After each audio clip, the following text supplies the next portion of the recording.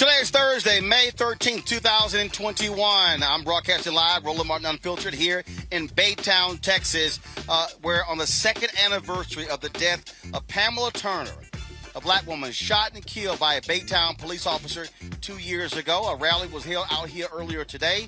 Attorney Ben Crump, attorney Monique Presley, also rappers Bun B, Trey the Truth, and others were out here raising awareness with the officer who will soon go on trial in her death. We'll show you the latest of what took place today. Also, on today's show in Georgia, attorneys for the men who killed Ahmaud Arbery, they want to bring up Arbery's past criminal record, which of course has nothing to do with him being shot. Also in Georgia, a man is suing the officer responsible for killing Rayshard Brooks for $1 million. We'll give you those details. In Minneapolis, the trial of 3 former police officers charged with aiding and abetting the death of George Floyd has been postponed until March of 2022. Also, in Virginia, the nutcase Republican running for lieutenant governor, she calls critical race theory nonsense. Nah, I would dare say crazy black Republicans are nonsense. Also, we'll be joined on the show, folks, by Kathy Hughes. She is the founder and chair of Urban One. She'll be talking about the Urban One Honors. And, folks, all of that and more. It's time to bring the funk. I'm Roland Martin Unfiltered from Baytown, Texas. Let's go. He's got it. Whatever the miss, he's on it. Whatever it is, he's got the scoop, the fact, the find. And when it breaks, he's right on time and it's rolling. Best believe he's knowing. Putting it down from sports to news to politics. With entertainment just for kicks, he's rolling. It's on go, y'all. It's Roland Martin, yeah. Rolling with Roland now. He's funk, he's fresh, he's real, the best, you know he's Roland Martin now.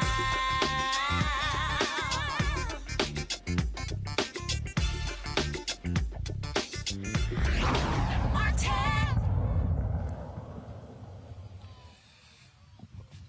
Folks, what you're watching is a live shot from Baytown, Texas. This is the apartment complex where 2 years ago, Pamela Turner was gunned down by a Baytown police officer as she was, of course, having a significant issue.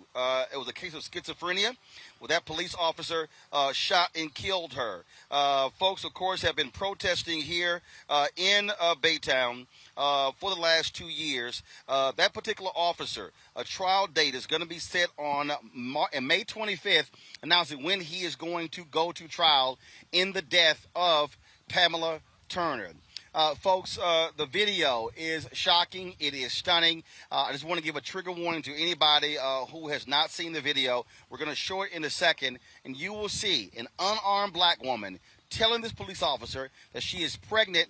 He cannot control her. He then steps back, fires 5 shots, killing her immediately. Watch this. What the fuck? I'm walking. I'm actually walking to my house.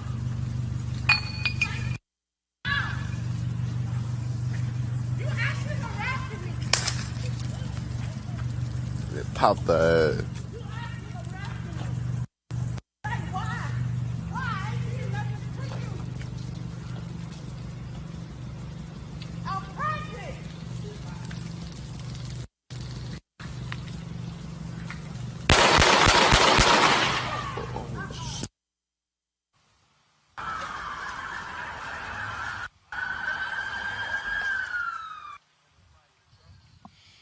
Folks, it is shocking and stunning every time we see that video.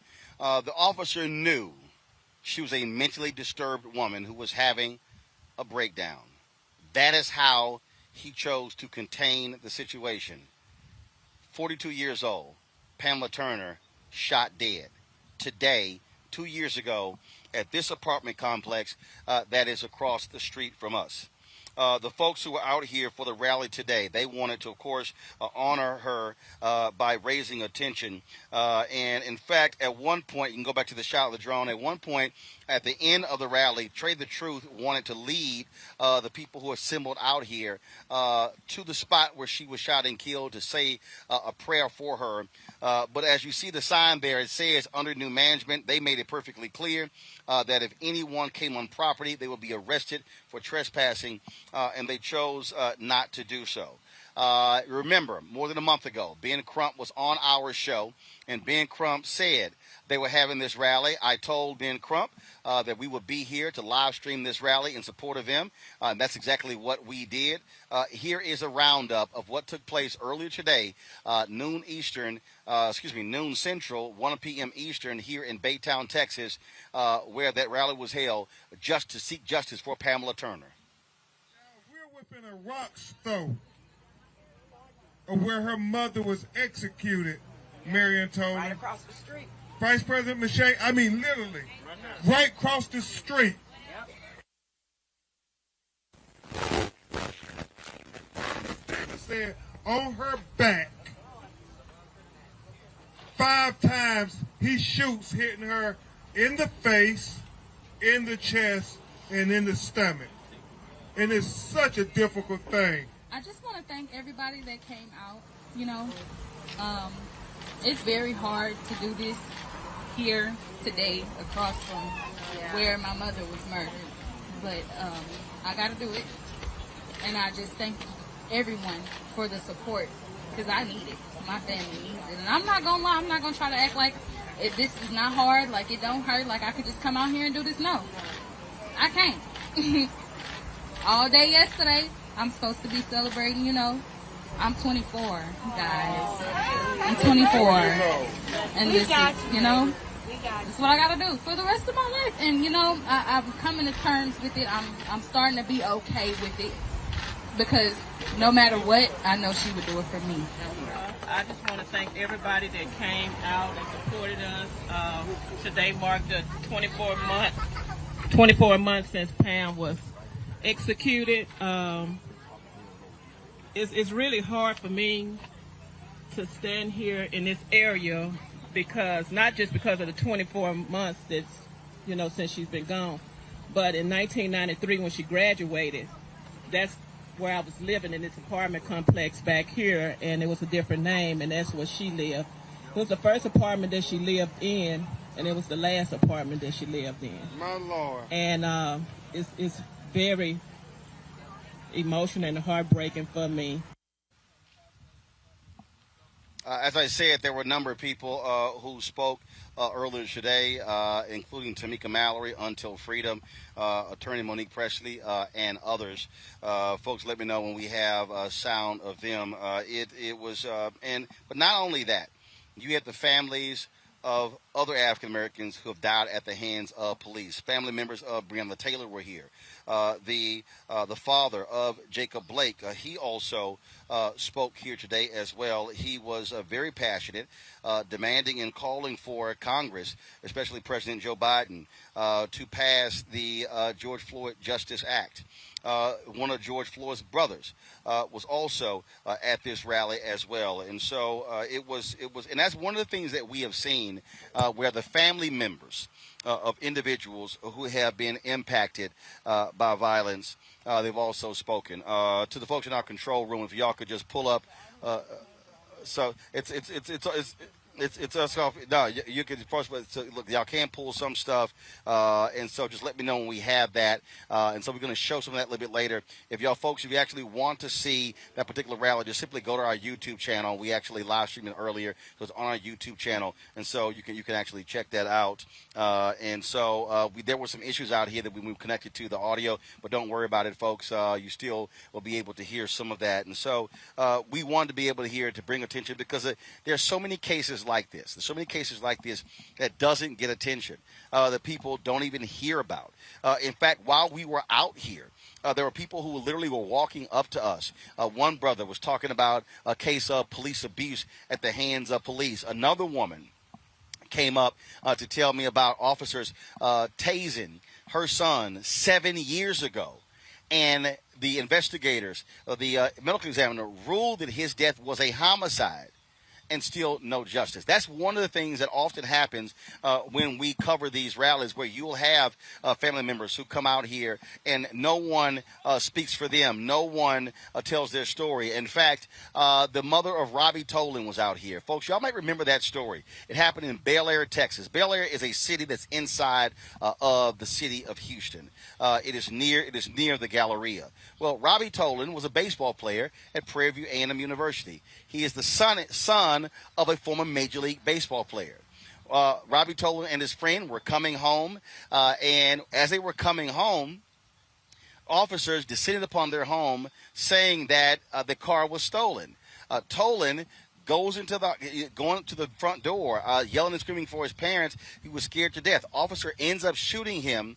Tolan, baseball career over. He was paralyzed at that particular point. Later he recovered, but baseball career is over. Ben Crump spoke out here earlier. He said that was one of the few cases where it went to the Supreme Court, and the Supreme Court ruled in the case of qualified immunity. And so his mother spoke, and she said when they went through their ordeal, she said the community did not rally behind us in Bel Air, Texas.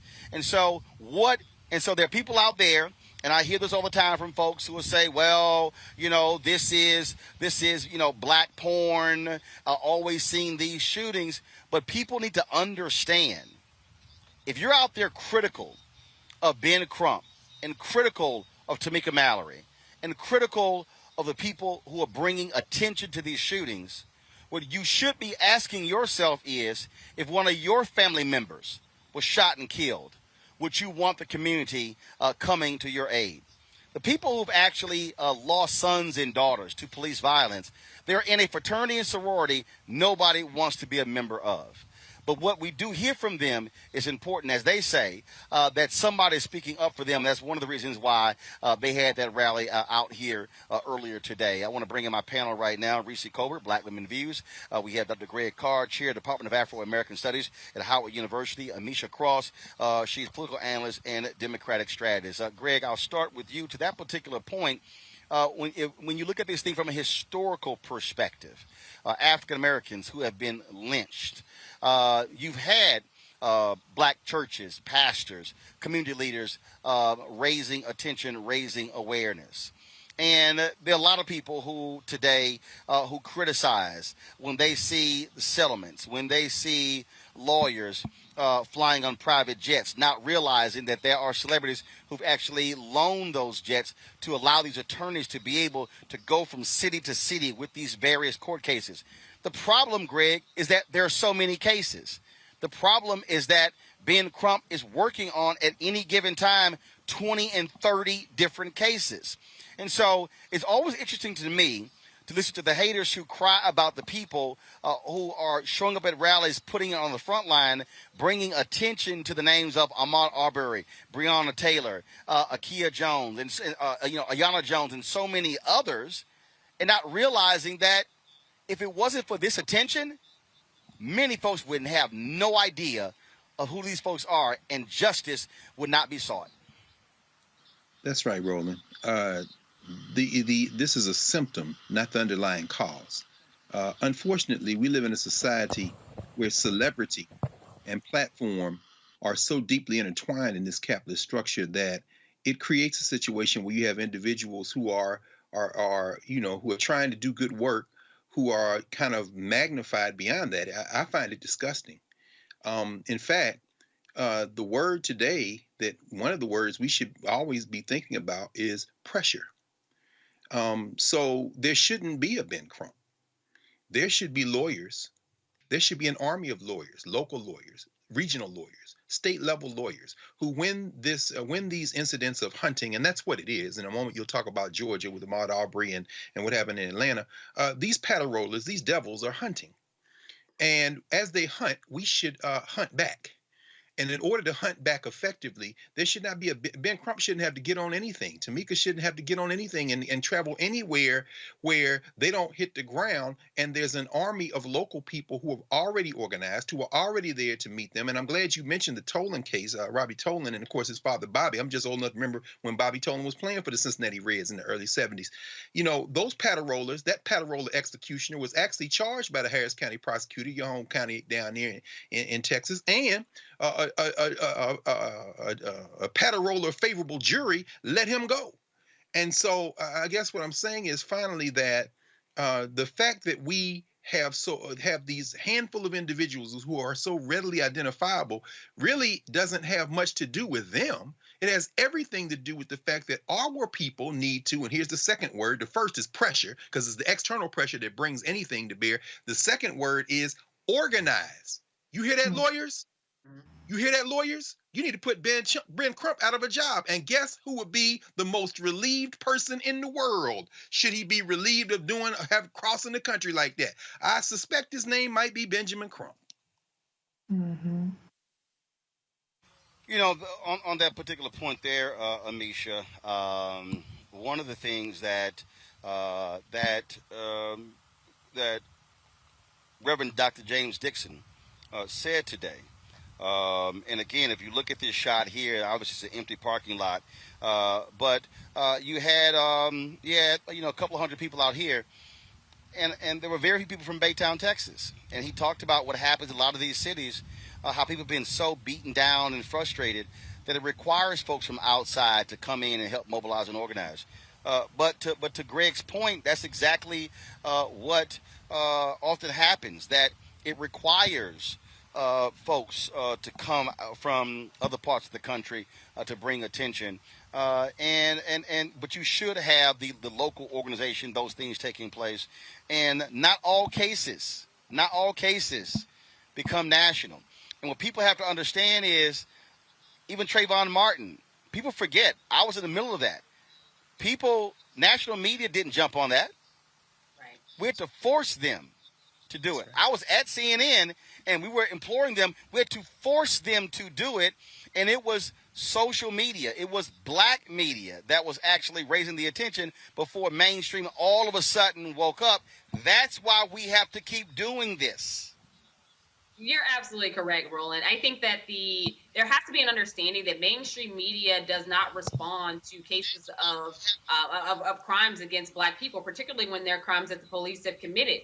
And that only comes when we see this concerted effort amongst those on the ground to actually organize and get on social media and to raise a stink, to advocate in the communities, to march in the streets. Those are the type of things that get the national media attention. But there are dozens upon dozens of cases that will never get national media attention, and that does not make them any less important or any less egregious. This one in particular hits home for me because as a kid who had a schizophrenic mother who ended up being incarcerated due to her mental illness, due to her mental health, it disturbs me that in over 80% of cases, when it comes to black people being arrested at the jail level, before they even are convicted of a crime, in large part it is because of a mental illness. Our police forces across the country are not equipped to handle mental health issues. And to know that someone lost their life due to the sheer fact that they had a verifiable mental illness is a real problem. And I think that we need to recognize that this happens in silos across the country, in rural areas and urban areas where police officers pull their gun first and they ask questions later. And if you're someone who is bipolar, if you're someone with schizophrenia, if you're someone who has anxiety disorders or anywhere on that spectrum, you are someone who has a target on your back. And it's frustrating because our system has yet to move beyond that point where mental illness is criminalized, and mental illness in many cases equals death. And I think that elevating this case to the importance that was needed 2+ years ago when it actually happened in Texas is something that is extremely important. But we also have to recognize that within our system, there is not a real push to ensure that those who have mental health issues are actually taken care of, that they are not criminalized for those mental health issues, that there are mental health clinics and other areas that actually reach them and can help them through this process, that doesn't treat them as if they are other, that doesn't treat them as if they are going to harm somebody else. What we know about mental health in this country is that in the majority of cases, they are more of a harm to themselves than they are anybody else ever. So I think that we really need to take into consideration how we treat the mentally ill across this country, particularly if that person who's suffering from mental illness looks like you or I. That's right. Rishi, one of the things that was talked about at the rally today, and Tamika Mallory and Monique talked about this, was the fact that in many cases, when black women have been impacted in these shootings, you don't get the same attention, if you will, as others. And it was important for a number of these brothers to come out here and to stand for justice for Pamela Turner, because oftentimes you will see folks standing up when a black man is killed, but not necessarily when a black woman. Absolutely. I mean, Malcolm X is the one who said the least protected woman in America is the black woman. And I think it's important that we understand that black women are victims of police brutality. It's not an oppression Olympics. It's not a competition. We all are vulnerable to this sort of excessive force and deadly force. And I think Amisha really hit the nail on the head when it comes to mental health. What's so disturbing in this situation is that we see over and over again where you have white people who have come in contact with the police, and sometimes they're using force against the police, whether it's their fists or whether it's, a weapon, and they come out of the situation alive. We have to make it such that police officers, look, you're the one who's trained for that. Okay, so they say Pamela Turner used the taser against him. But did you die? No. So how is a proportional response to a taser shooting somebody 4 times or multiple times? It's not a proportional response. Another thing, too, though, is a problem is the sense of urgency that these cops inject into these situations. If Pamela Turner had an outstanding warrant, and we've seen this in other cases where there was an outstanding warrant supposedly, do you have to resolve it at that exact moment? If somebody, as Amisha said, is having a mental episode, you know where this person lives, they're not a flight risk, why can't you de-escalate the situation and return to the situation at another time? It's like they have to, as Dr. Carr put it, hunt, and they have to get their prey in that exact moment. And there's no attempts whatsoever made to de-escalate, to return to the situation. The same thing happened with Rayshard Brooks that we're going to talk about later. So what if he took off running? He was unarmed, and you knew where the man lived. You knew where he was going. It wasn't a situation where you had to employ your weapon and kill. And that is a cultural issue and a racism issue as well, where cops are given license to try to, resolve every single warrant or every single traffic stop, no matter the consequence, even if it results in death. But as far as black women goes, yeah, we need everybody to show up to black women. That's why hashtag say her name became a thing, because black women are not as cared for when they are the victims. Folks, as I said, this is a shot here of the apartment complex. We've been here since, actually for the last 6 hours or so. There was a rally that took place the last about 2.5 hours in this parking lot. This is a collection of baseball fields in this parking lot here, and you can actually, but across the street is the parking lot, and so this is is the apartment complex where Pamela Turner was gunned down 2 years ago today. Here is more of the rally that took place earlier today, calling for justice for Pamela Turner. Thank you so much. Let's give attorney Monique Presley, a round of applause. Y'all can do better than that. Y'all can do better than that. Yeah. So one of the things that I learned early in life is that after someone has blessed the mic, you don't go and try to repeat everything that they already said. And so I won't stand here before you long attempting to repeat the awesome words and the knowledge that was dropped on us by Attorney Presley. The one thing I know about this sister is that every time I hear her open her mouth, I get educated.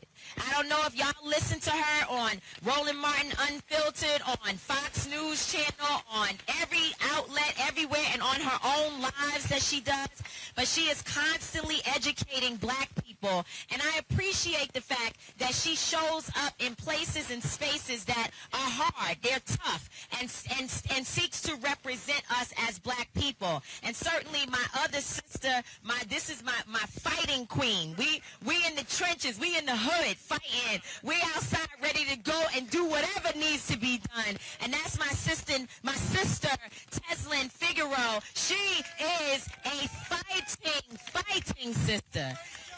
Straight shot, no chaser. And here we are. You know, we're beyond the point of being politically correct. We passed that point. That's over. At least it's for me, it's over. I am not of the turn the other cheek generation. I'm really not. I'm going to be honest with y'all. And I know I need to grow up, Ben. I know I need to work on myself. I need to get therapy and all of those things. I understand that. Trust me. But I also have decided that I'm prepared to give my life for what I believe in. And sometimes that might not look too nice and clean to some folks, right? Because we're ready to step up and speak up. And right now, we're in a moment where truth is all that matters. Telling the truth, no matter how uncomfortable it may make you, no matter how much people may castigate you, you might be marginalized. Folks don't like us much, do they, Teslin? They don't like us. They don't like you much, do they? They don't like us much, and that's okay. That's all right. All right. That's what matters, is that our people love us. And from New York City all the way to Baytown, Texas, we came to say that black women matter and that we will fight until we die on behalf of black women. If not us, who? Who else will stand up for us if we don't stand up for us? And because people don't necessarily like us, and because we're always running our mouths, we ruffle flat feathers. We do it all the time. And we're prepared to stand up to our own, people who look like us, who are in positions of power, and they are sometimes the biggest obstacles to us getting what it is that we need. And so we will call them out, and we will, of course, make sure ain't no white man, no white woman going to step to us in our communities and tell us a damn thing about who we are and how we should fight for our people. That's where we stand. So I'm happy to be here in Baytown today. I traveled here in the middle of a virtual book tour that has me sitting in front of a computer all day long for my new book that was released just 2 days ago called State of Emergency. But regardless, I got on the flight to come and stand with Chelsea and Pam Turner's family, because this matters. Just like we stood in Louisville, Kentucky with Breonna Taylor's family and Bianca Austin, her aunt, who has been fighting for her when nobody would say Breonna Taylor's name. It's here. We know if they are here, we must be here. If Chelsea has to be here, I have to be here. If I have to be here, you have to be here, because that's what this fight is all about. If not us, who? And if not now, when? It is our responsibility to stand up for our own people, and that's what we intend to do. Is that right, y'all? All right, that's good. That's good. May 25th, we will be again standing with this family, because there is a court date that will be happening. We can listen. When the police kill us, they show up for their officers regardless of whether they are right or wrong. They stand up for theirs. They show up for their colleagues. They are present, and they fight for their own. They don't care about whether or not, well, our communities aren't a monolith. You know, I don't know. I need to see the facts. Where's the rest of the video? You know, well, I heard that he was down there messing with them drugs. You know, well, she had a man, and that man she had, he wasn't too good. That's what we do to our own people.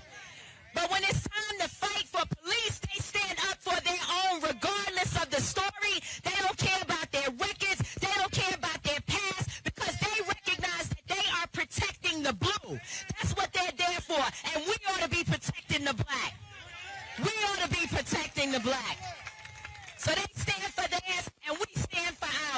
we will continue to do that. I want Bianca Austin, a woman who unfortunately has had to be out here on the front line. When I first heard about Breonna Taylor, the second thing, it was two things that I heard. The first was her mother, her name is Tamika. And I said, wow, how she spell it? Because that's what Tamikas do.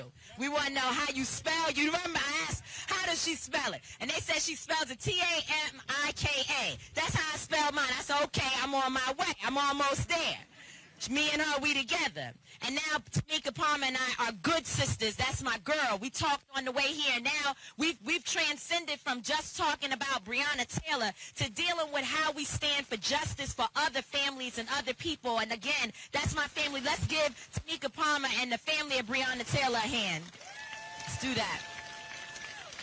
But the second thing I heard it from Ben Crump. I heard it from attorney Lanita Baker, who is also a fighting sister, an attorney in Louisville, Kentucky, that people need to know. She should be, just like Ben, probably Attorney General of this country at one point. Ben Crump is already the black Attorney General. We're working on making him everybody's Attorney General. Yeah, okay. We're working on that. But the second thing that everyone said is that Breonna Taylor has an aunt who created all of the material that folks were beginning to see, and that she had been fighting in the trenches for her niece and standing oftentimes alone. And there are a lot of people who want to claim that they were the ones that gave Breonna Taylor the type of spotlight that she needs. But the truth of the matter is that outside of a few organizations on the ground there in Louisville, it was because of Bianca Austin's work that Breonna Taylor's name is all over the world.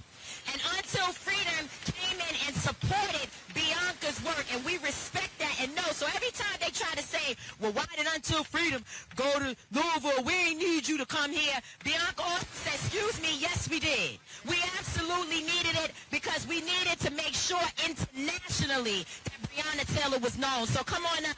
That's right. We had to make sure that we tell our own people the history so that you all can go and spread it as well. So let's hear from Bianca Austin, the aunt of Breonna Taylor. She said her name has now changed to Bree Taylor. Bree Taylor. It's Breeway for me. Bianca. All right, folks, we're still here in Baytown, Texas.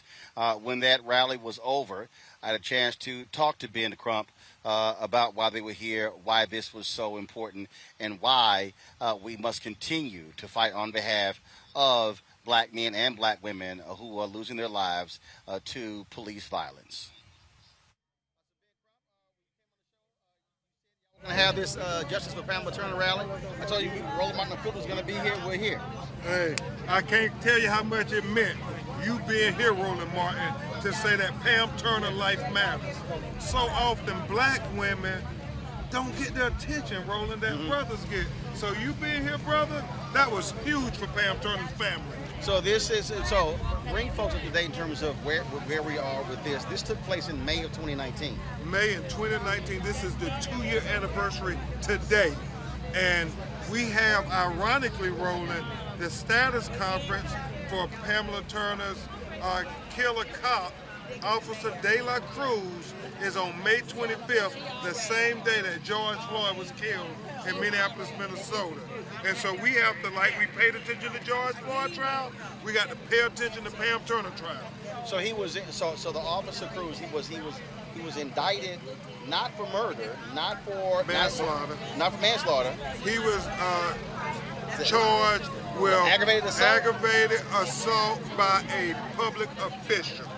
But she's dead. She's dead, but that carries more sentencing time than manslaughter. And it's a lesser standard. And I can't take their word for it, Roland. I hope they're trying to be strategic to make sure he's convicted. If he is convicted with that charge, it can go up to 25 years. Okay.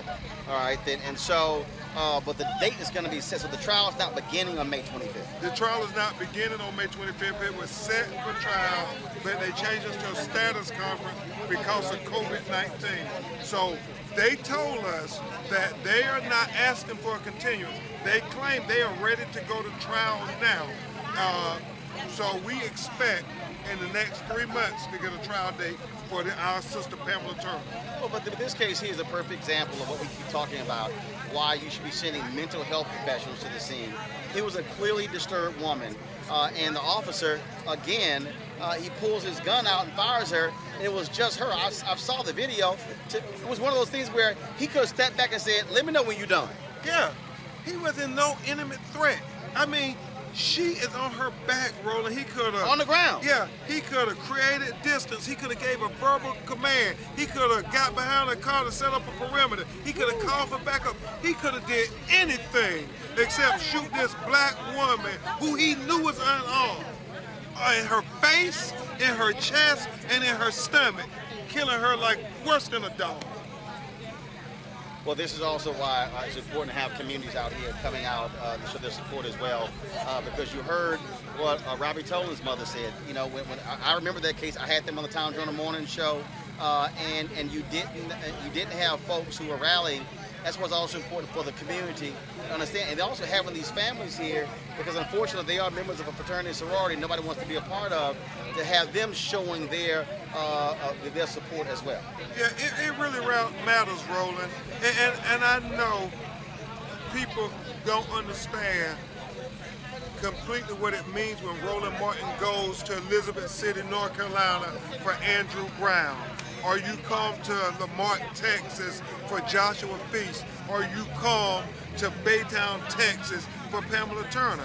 Because a lot of times mainstream media don't cover our cases until we start covering our cases with social media. It was the same thing with Trayvon. You remember, you were one of the first interviews. It was just college students on social media.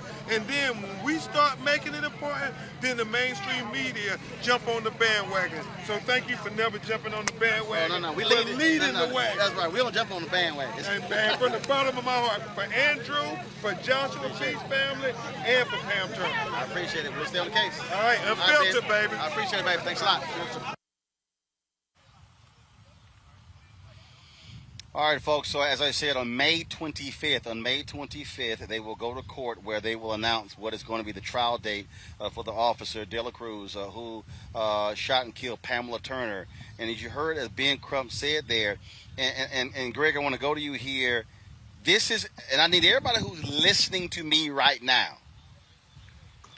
You heard Ben Crump say, although it sounds like the officer is going to be tried for a lesser crime, if convicted, it actually carries more time than if it was murder or manslaughter. Why am I saying that? Because what happens a lot of these times, Greg, folks will start protesting, died for murder, and these are folk who don't understand the law. And so I've had times where Ben Crump and lawyers have been saying to the community, yo, I need y'all to pipe down and chill, because you're actually arguing for a higher standard for them to get convicted, when they could get convicted on a lower charge but actually serve more jail time. And so for the folk who out there who are jailhouse lawyers or wannabes, this is why you got to listen to the attorneys and not just jump out there yelling for somebody to get indicted for murder when you don't know how the law works.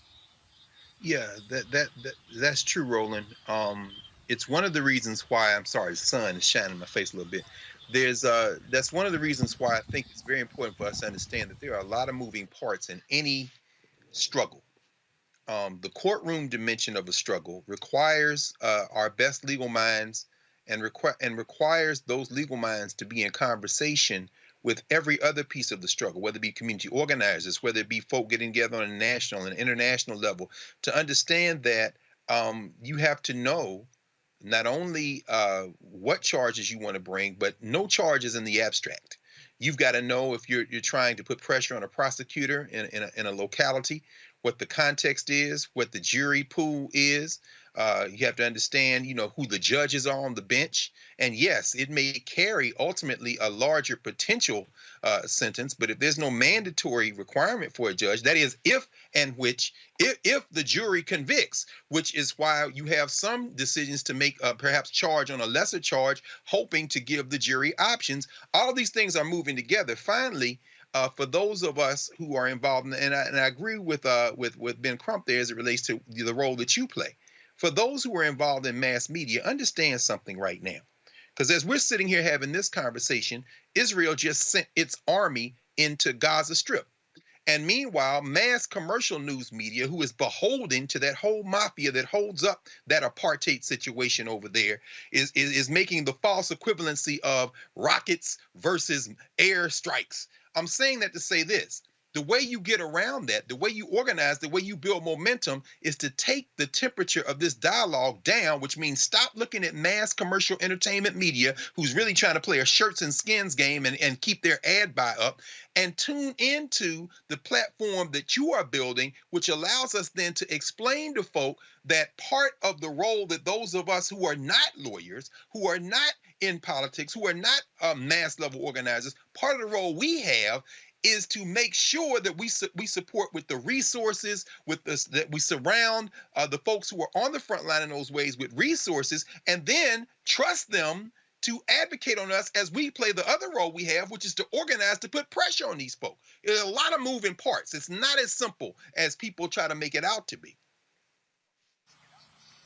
Well, and that's one of the reasons why I must say, Reese, I love our people because when we were here, I had a brother who he wanted me to know. He came up to me, Reese, with a photocopy of his Bring the Funk check and handed it to me. And then I like literally handed me out here. And then two other brothers just walked up and just put the cash in my hand. They were like, we ain't mailing nothing. They were like, we gonna support on the spot. And so I certainly appreciate folks for their support. But again, when we talk about why the lawyers matter, to hear Ben Crump describe that, because we were in Dallas, and the folks we were at, there was an event at a church, and people were jumping on the DA who was there at the time, was a Black Republican woman. They were jumping on her about indicting Amber Geiger for murder.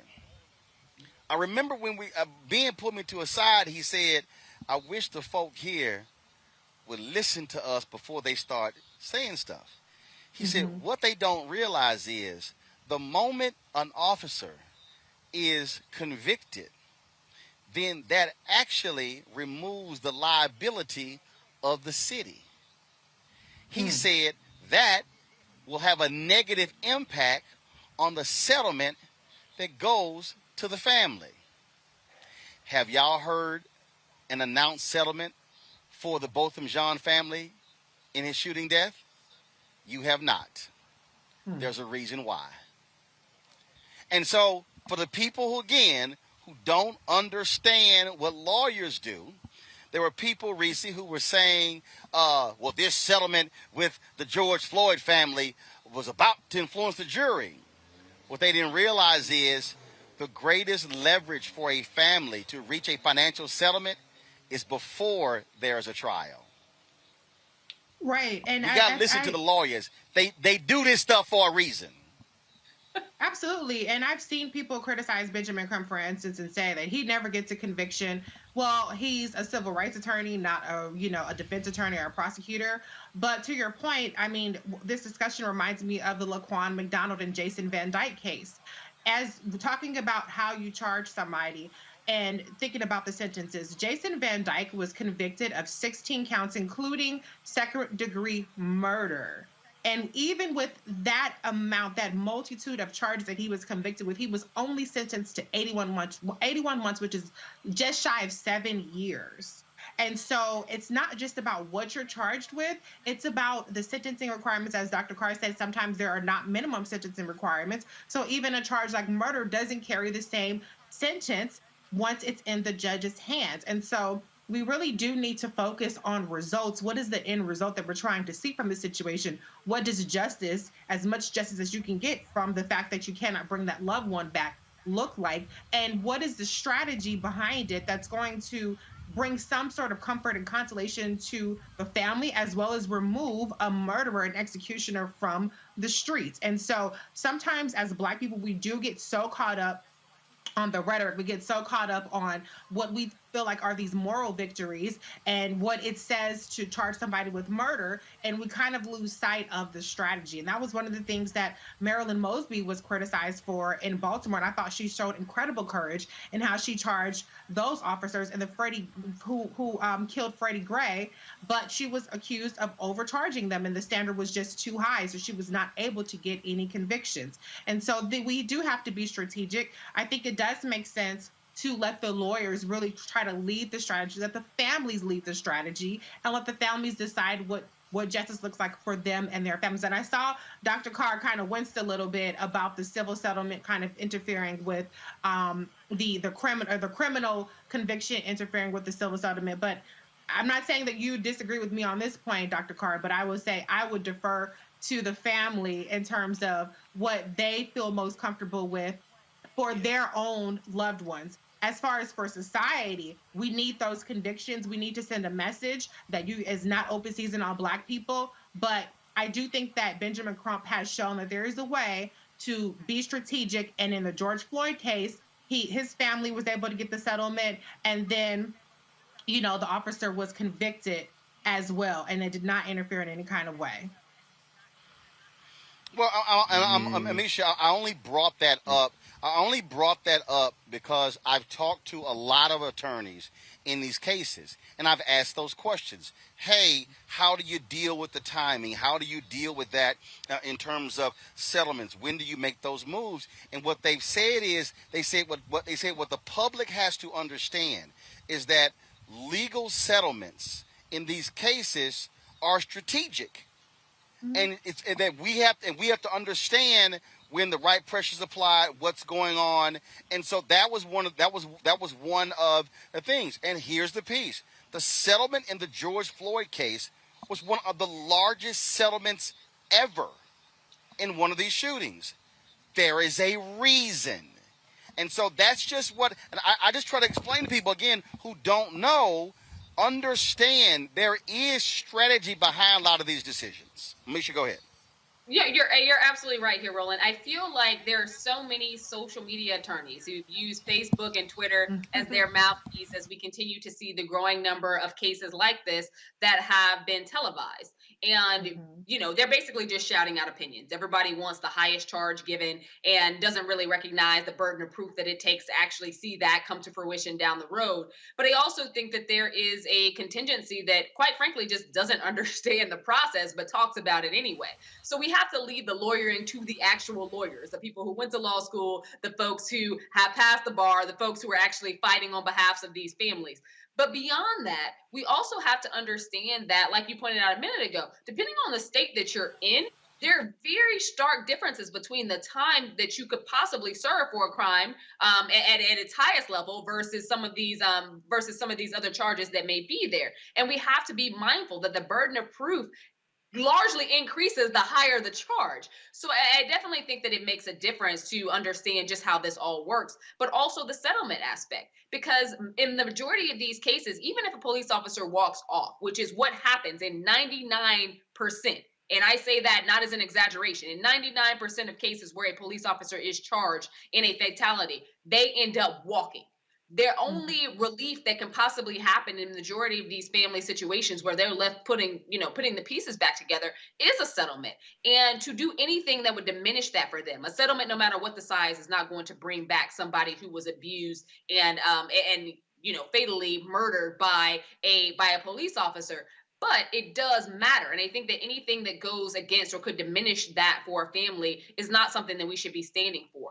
There should be more of an understanding in the African-American community specifically about how these trials work, but also how the settlement process works. Because quite frankly, I think that in many cases, just as Reese brought up earlier, they see it as, well, Benjamin Crump lost this or he lost that. And they're not really recognizing first and foremost that he's not on the defense team. He's not somebody, this is not his job. But on top of all of that, when we're talking about these settlements, for many families, that is the essential win. Again, nothing brings back their family. But in 99% of cases, these officers will walk. And if an officer is going to walk, because we haven't reached in America the point at which Black lives are treated as white lives when it comes to murder, detriment, and all types of chaos that happens, then what do we get from this? And I think that the settlement process historically has been one that we've seen happen in city after city.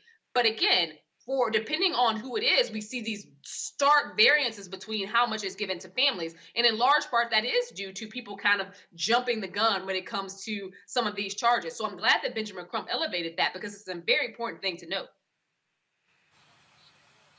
Well, and again, and I just want folks to remember, I just want people to remember, when we talk about settlements, we didn't lose a family member. We're not the ones who are taking care of somebody's children. And so I am very sensitive, Greg, Reese, and Amisha, to the community.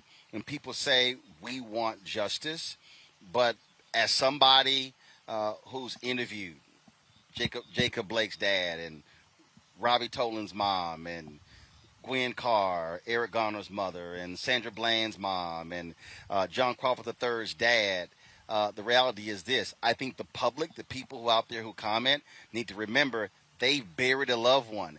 They're now, in a lot of cases, having to take care of grandchildren because somebody was killed at the hands of police. And so I'm very sensitive when people have issues with settlements because we're not the ones who have to take care of families once somebody's gone.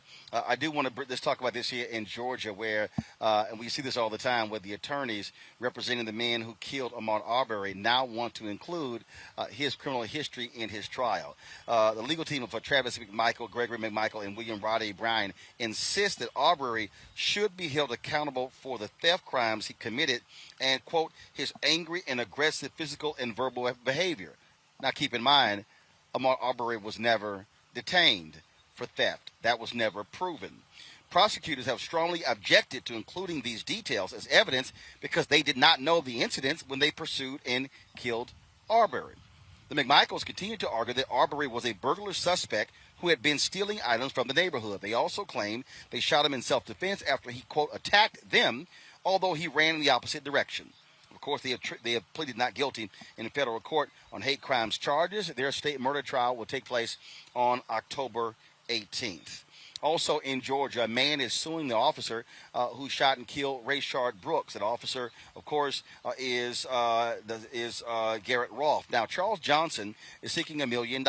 Johnson was stopped by Officer Garrett Rolfe for a DUI just a month before Brooks' death. The suit claims during the stop, Rolfe broke Johnson's collarbone, among inflicting other minor injuries, causing him to undergo 2 surgeries to repair his shoulder and lose more than $200,000 in income and medical expenses. Johnson says he did not do anything that would cause Rolfe to use force against him. Rolfe claims that Johnson was resisting arrest. Body cam and dash cam videos, quote, are not available for release at this time, pending an open investigation and litigation, according to the Atlanta Police Department. Remember, Rolfe was fired after the death of Brooks in May of last year, but was reinstated this month due to the city not properly following protocols protecting officers from being fired.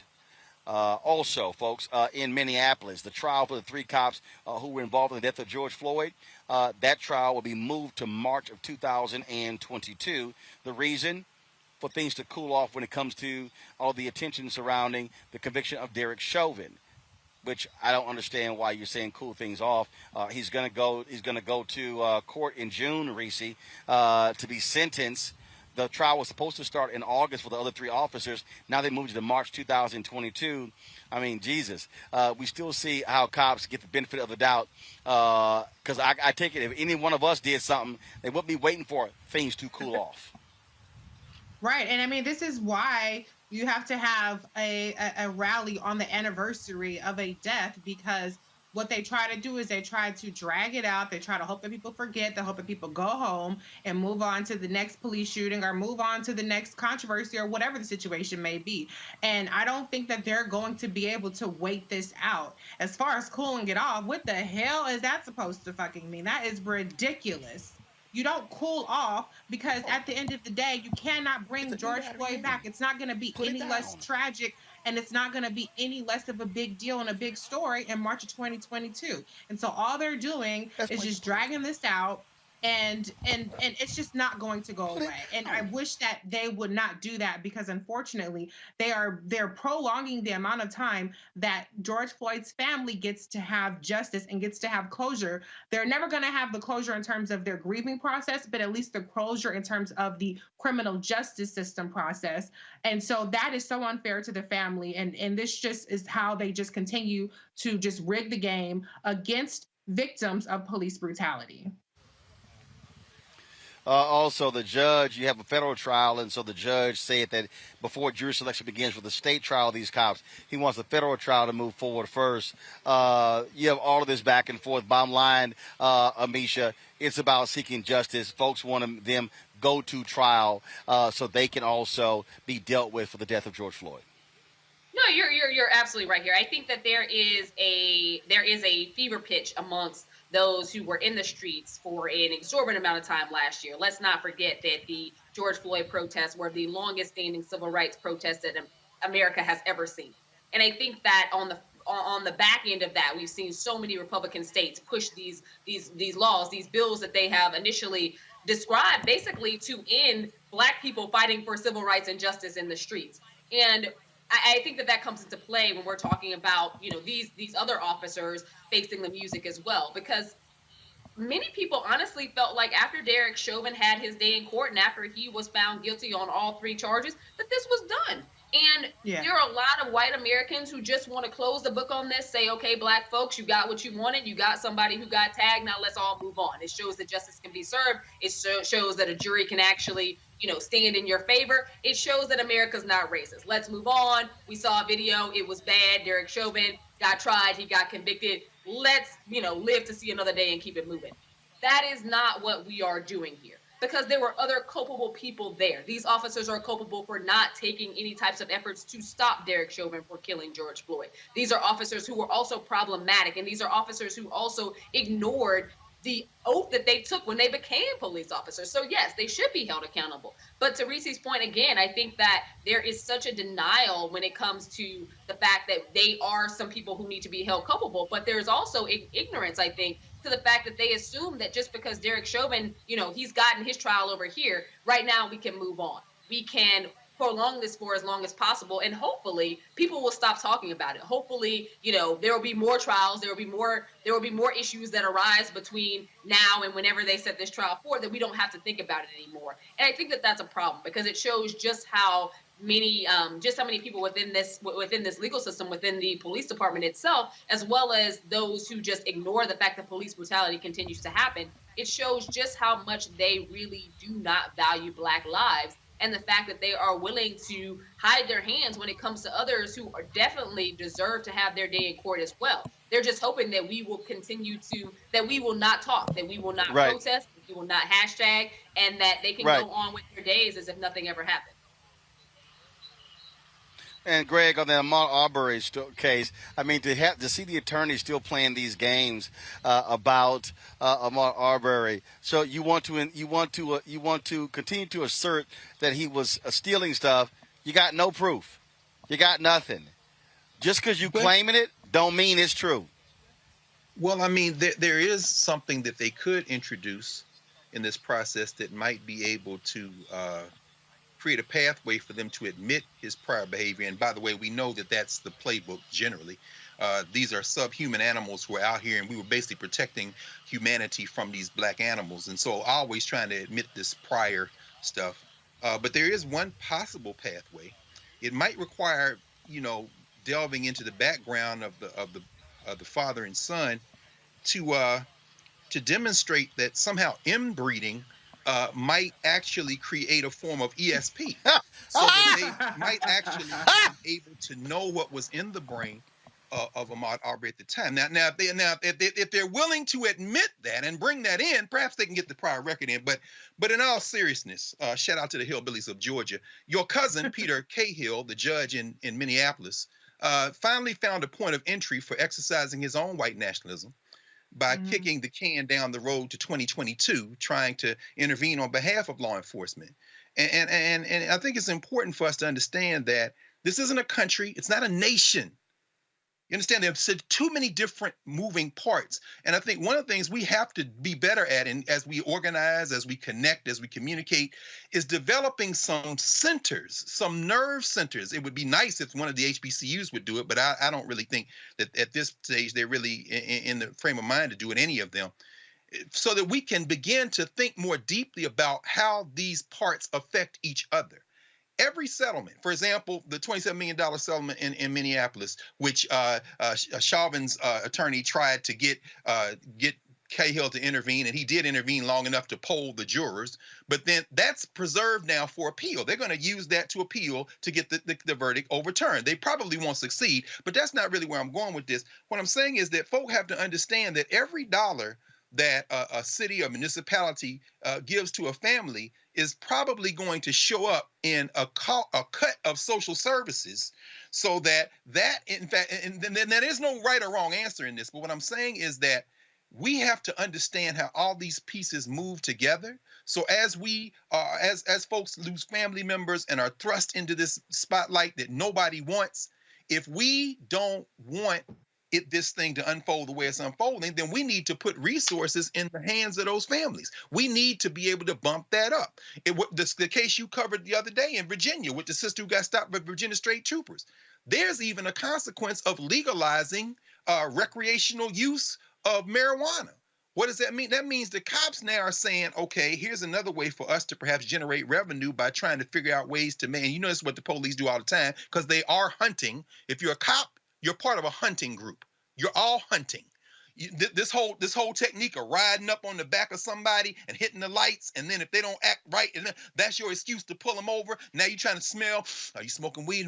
You hit them with a bunch of tickets, and then you hope that they don't contest and show up. That's a couple more dollars in the coffer. And then when you shoot somebody in your hunt and they settle with the little municipality, you take that out of public services, you take that out of all kind of other stuff other than police, and then you pass a law like you're doing in Texas to say any municipality that tries to cut the budget of the police, we're going to say, we are going to punish you. All of these things work together. And until we get some centers for folk to have deep conversations about how these things work very specifically, we caught up like people running into brick walls. We don't understand anything. And then we sit back, which is why I don't have a whole lot of hope about the American Negro surviving. But we fight not because we're going to survive. We fight because the alternative is to just sit down and take the L. And we simply can't do that.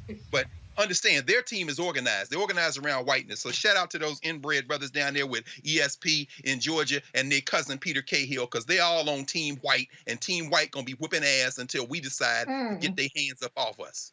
Damn.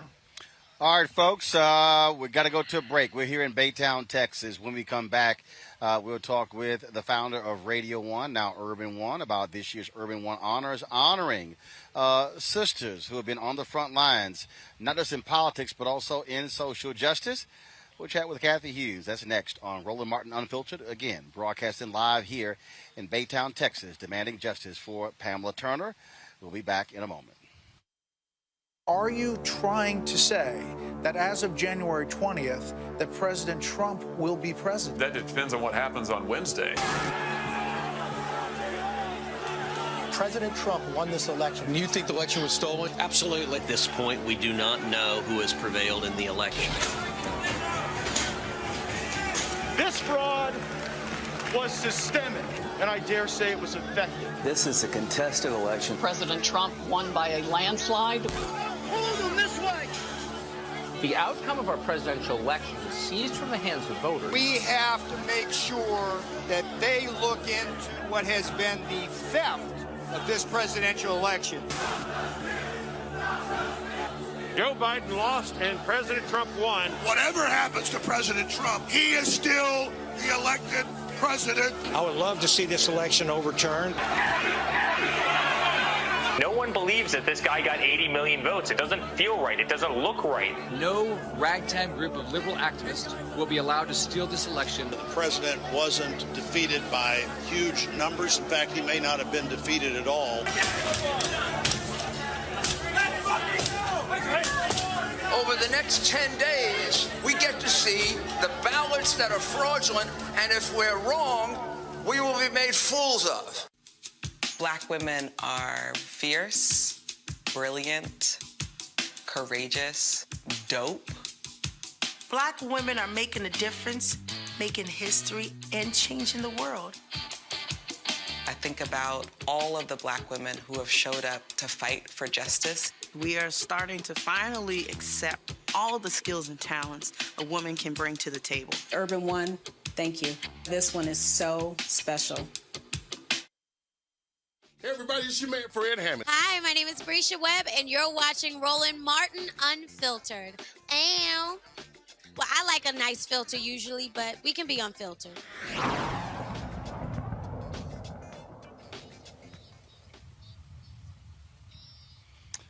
All right, folks, welcome back to Roland Martin Unfiltered, broadcasting live from Baytown, Texas, where we were covering the rally earlier today for Pamela Turner, who was killed at this apartment complex 2 years ago today. And so if you want to see the results of the rally, it's on our YouTube channel.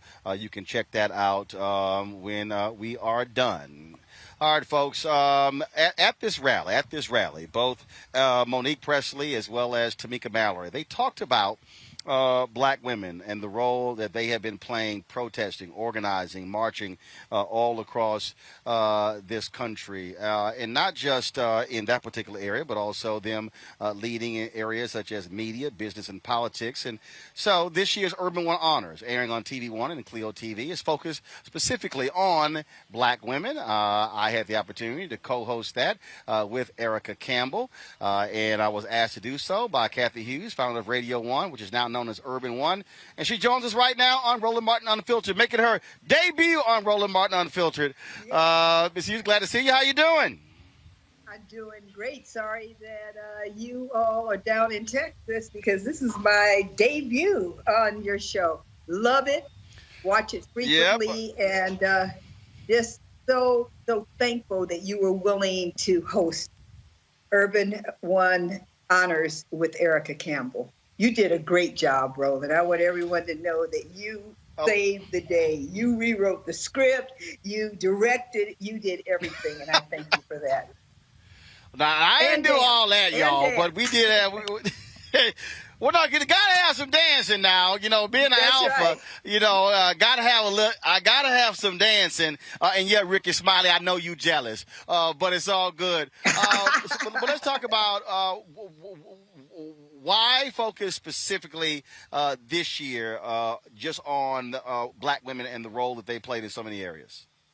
Roland, I've been frustrated for a long time how inaccurately Black women are portrayed in movies, in the media, in music. And so many of our young women think that to be successful, they need to look a certain way, they must be a certain size. They concentrate on lashes and nails and weaves more than they concentrate on how to really make a difference in our community. So I wanted to show them some highly successful, highly accomplished Black women who also look good, could afford those handbags that are so popular with young people, but more importantly, accept the responsibility for doing something that moves the needle for the progress of Black people. Well, the thing that's important, I think, for me when it comes to Urban One Honors, just like when the Trumpet Awards is, it's not about entertainment. And look, I tell people all the time, I got nothing against entertainment. I watch it, I love it, but I do believe that we as African Americans, I dare say, are singing and laughing ourselves to death. And I think this generation of Black folks need to see Black people who are doctors, who are CEOs, who are politicians, who are activists, who are in these roles that are not accustomed to, because that also represents the African diaspora. It represents all that we are. We can do more than sing and dance. Absolutely, or play ball. You know, it's either sports or music to most young people because they don't see examples of high achievement, Black excellence. And, you know, this all started with me deciding that I needed to do something to celebrate the legacy of my mother and the International Sweethearts of Rhythm. And tell them, Roland, our music for this show is absolutely the best. Kim Burst worked for over a decade. Oh, yeah. She did all of Beyonce's music and all of her concerts, all of her stage performances. She took my mother's music from the 1930s and 40s and rearranged it into a contemporary presentation. It is absolutely hot and just incredibly fabulous, because what bothered me is my mother lived all those years, all those decades without any type of recognition. When she died, over 140 news outlets covered her death. COVID took my mother. And because of the connection between COVID and the fact that she was an entertainer, all of a sudden they start telling her story. Well, out of those 18 women, only one is still alive.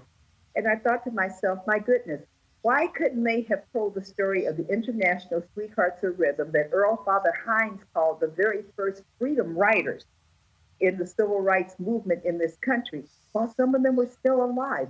And then it dawned upon me, I've got a vehicle where I can tell the stories of success while these women are still alive, still actively involved.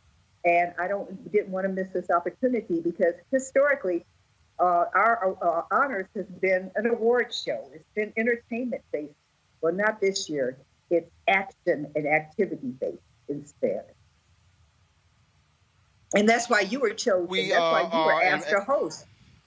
Because nobody knows more about what's going on in the Black community than Roland Martin. I said that to you when I called and asked you, would you accept the hosting responsibility? Nobody. You are like a walking encyclopedia on everything that's going on in the African American community. And that was very important for me to have someone who not only could do a good job hosting, but was knowledgeable. I mean, you shared stories with us that weren't even in the script. Well, I did a whole bunch of paying attention to my alpha brother and your good friend Dick Gregory, and I was my mom and daddy made it clear you better read a whole bunch of books as much as you can, and so that's why that's important, and I certainly appreciate that because it again I go back to what this year's emphasis is, and that's why I also quickly said yes, because when we tell our story, when we are able to highlight these folks who are doing these amazing things, I just think for the next generation, they're able to say, wait a minute, we can do way more than what we think about. When I see Black people in private equity, when I see Black people as scientists and doing, I mean, we talk about a COVID vaccine, and you got this sister who played a huge role in making that happen. I mean, those, and then of course you got this doctor in Philadelphia who one of the honorees who's out there with the mobile clinics and getting Black folks tested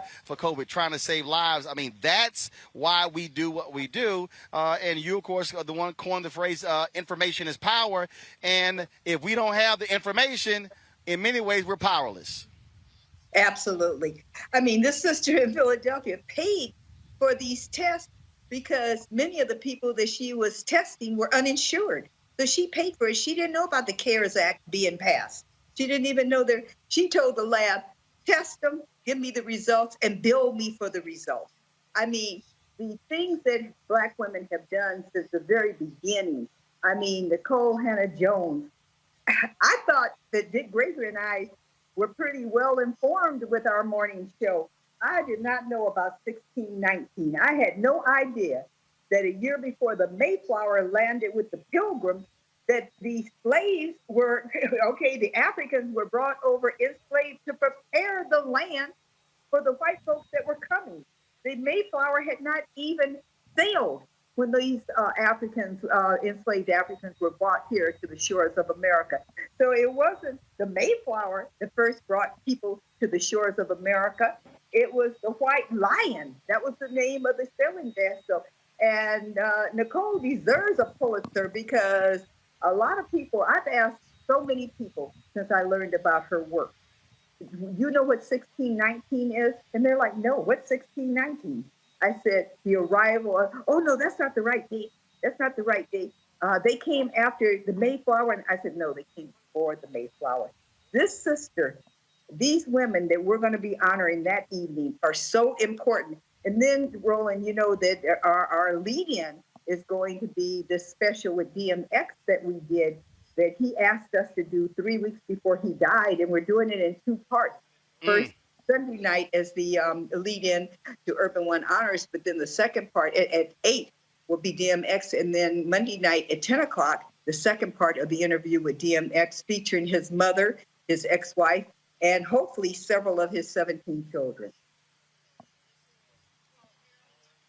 Let's go to questions from my panelists. We're on the Black women, so we're going to start with at Black Women Views on Twitter. Reese, your question for Kathy Hughes. Not a question so much as a comment. I definitely want to thank you for choosing to highlight Black women in leadership in particular this time. The reason why I'm on Roland Martin Unfiltered is because part of my charge was really combating the marginalization and erasure of now Vice President Kamala Harris. I hope she's an honoree, but I hope that she gets a vignette or something during this workshop. She's the opening. She's the opening. Okay. Yes. No, she's the very first. She's up to bat first. She is the most powerful Black woman in America. She's up first. The most powerful woman of period. Yes, excuse me, correction. Exactly. So the most powerful woman of all time is up first. And then it's Angela Davis right after her. Okay. Power to the people. I just wanted to make that comment because I have to, if Black women in leadership is mentioned, I have to make sure if nothing else happens that Vice President Kamala Harris is mentioned. So thank you again. Absolutely. We're so honored that she took the time to be with us. And in fact, I have to go early in the morning to the studio to do a pickup because our VOG, Deanna Williams, is not available tomorrow, and the Vice President's taping is only taking place late tonight. So we'll get it in the morning. She will lead the parade. That's wonderful. Thank you. And thank you for doing what you're doing, because it bothers me still to hear newscasters on Fox mispronouncing her name and referring to her like she's their next door neighbor. Kamala Harris, like they know her, okay? And you're right, the most powerful woman. I will stop saying most powerful Black woman, the most powerful woman in the United States of America deserves to be respected. Thank you. Well, Kathy, Reese can say she know her because, don't everybody get a phone call from the vice president when she announced she pregnant and then when she had a baby. So Reese almost a member of the family. Thank you. Yeah, so Reese almost a member of the Harris family, so that's how she roll. Amisha, your question for Kathy Hughes. Well, first off, I want to thank you for all the work that you have done, not only recently, but over decades at this point. I think my question lies in why this year when it came to changing what the honors actually look like. Because we see so many award shows that, quite frankly, award shows and different things now that, everything is basically virtual, that honor Black women athletes, that honor Black women entertainers. Why was your move so important to honor people who have done so much in terms of civic engagement, in terms of pushing legislation that matters, in terms of being the voice for the voiceless? I think that those women are oftentimes, left to the relics of history if they're ever brought up at all, but they're not necessarily honored, and definitely not honored while they're still living and breathing amongst us. So kudos to you for that. I think it's amazing. But I am wondering, at this point in history, what was the pivotal moment for you? Why did you decide that now was a time to elevate these individuals? The death of my mother to COVID. When the New York Times, New York Magazine, LA Times, CNN, MSNBC, I appreciated the coverage. Over 140 major news outlets covered it. But I cannot tell you how difficult those interviews were for me and how bitter, quite frankly, I was that here her highly accomplished orchestra of 18 accomplished musicians, because they were women, they were left on the curb. And so I really came to the conclusion that I was criticizing a process that had affected my family directly, that I had the ability to do something about. And so I knew that we were going to do Urban One Honors, and I'm like, well, I'm going to change the direction, because how can I be critical of the fact that no one gave women, because they were Black primarily, and because they were women, the credit that they were justly due when I wasn't doing it. So it's kind of like, if not me, then who? And that's why I changed it. I mean, the interviews that I did, I mean, as recent as the Grammys, she was on the In Memory scroll. Now, you know, just burst out crying once again. It's so much emphasis on her life now that she's gone. There's only one member of the band still alive out of 18 women in the band. None of them got to see that finally America, you know, said, job well done.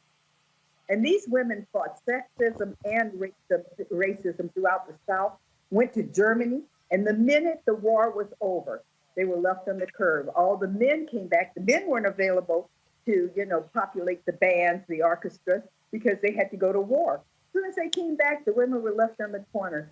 And I mean, for years I asked people, have you ever heard of the Sweethearts of Rhythm? They're like, no, what's that? Even Kim Burst told me that as much as she has studied music and musicians, she had no idea.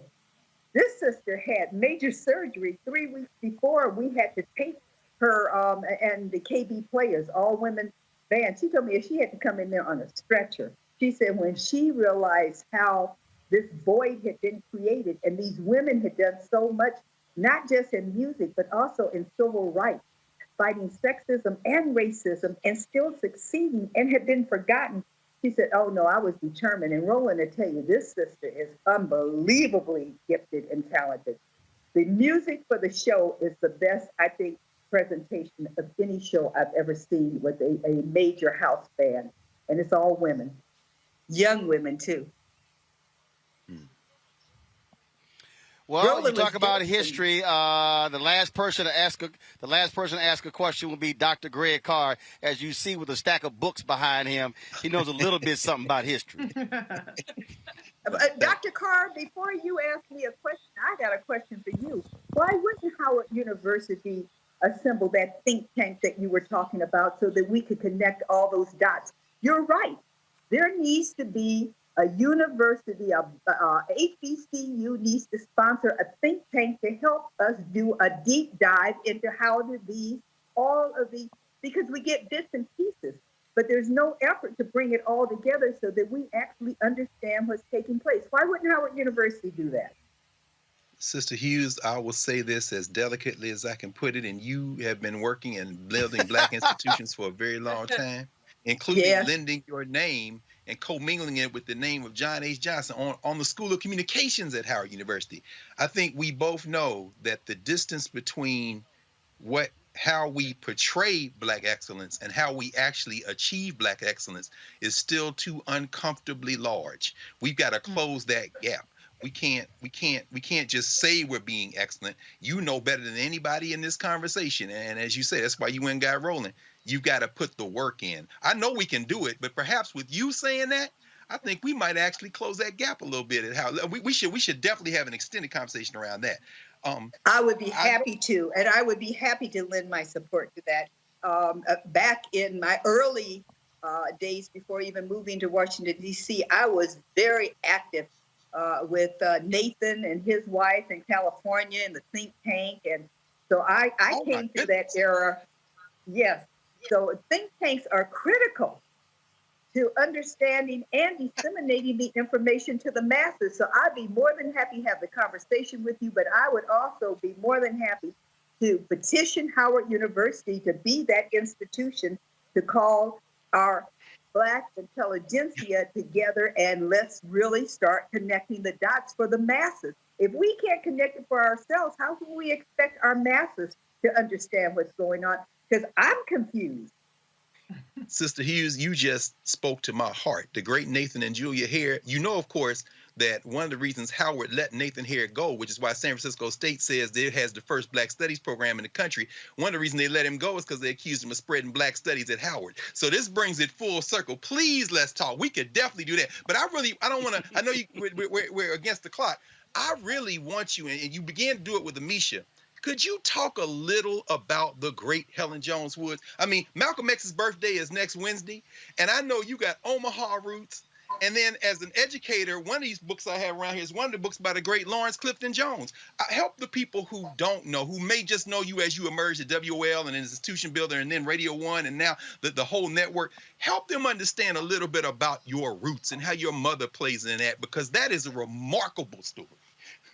Thank you. You know, it's so interesting because Ancestry.com came to us with an idea for Black History Month. And it was for a 20-year-old, a 40-year-old, and a 60-year-old. My staff submitted my name while I was a little out of the age group. And my staff insisted. They said, no, research her. Turns out that my great-great-grandmother, my great-great-great-grandmother, three greats, on my mother's side, was a slave. She freed all 11 of her children, escaped from Kentucky to Iowa, then raised the money. Charlotta Piles is her name, raised the money, went back and purchased the freedom of her two sons-in-law because she didn't want her grandchildren being reared without them. Frederick Douglass wrote poems to her and published them in the Frederick Douglass Journal. She was a running mate of Harriet Tubman. There are letters that they have found where people were written to Harriet Tubman saying what you and Carlotta are doing is changing, America. And so I said, oh my goodness, I had no idea. On my mother's side, I knew about my grandfather, Dr. Lawrence P. Jones, and Pineywood School, which is still open. I had no idea that my great-great-great-grandmother was an abolitionist. She spoke all over. She spoke in New York. She raised $1,500 twice to go back and spend $3,000 freeing the two men who had married her two daughters so that her grandchildren would not be raised without them.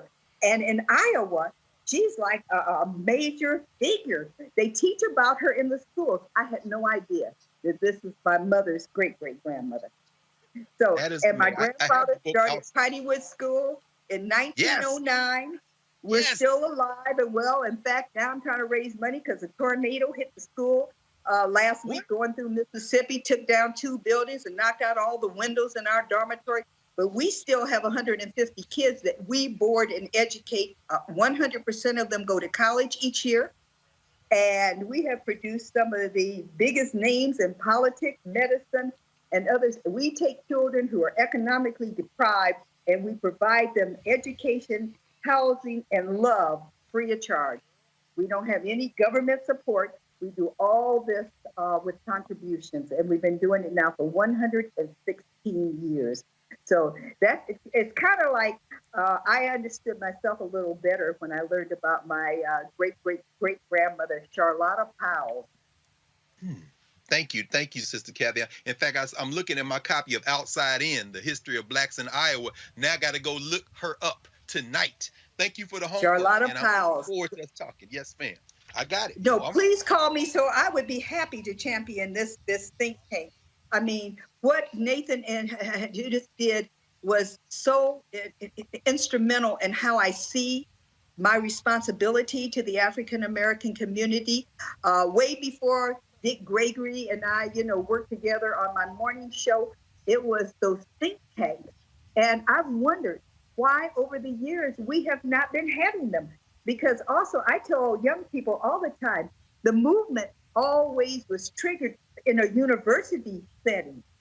And it wasn't just in Black universities, it also was in Kent State.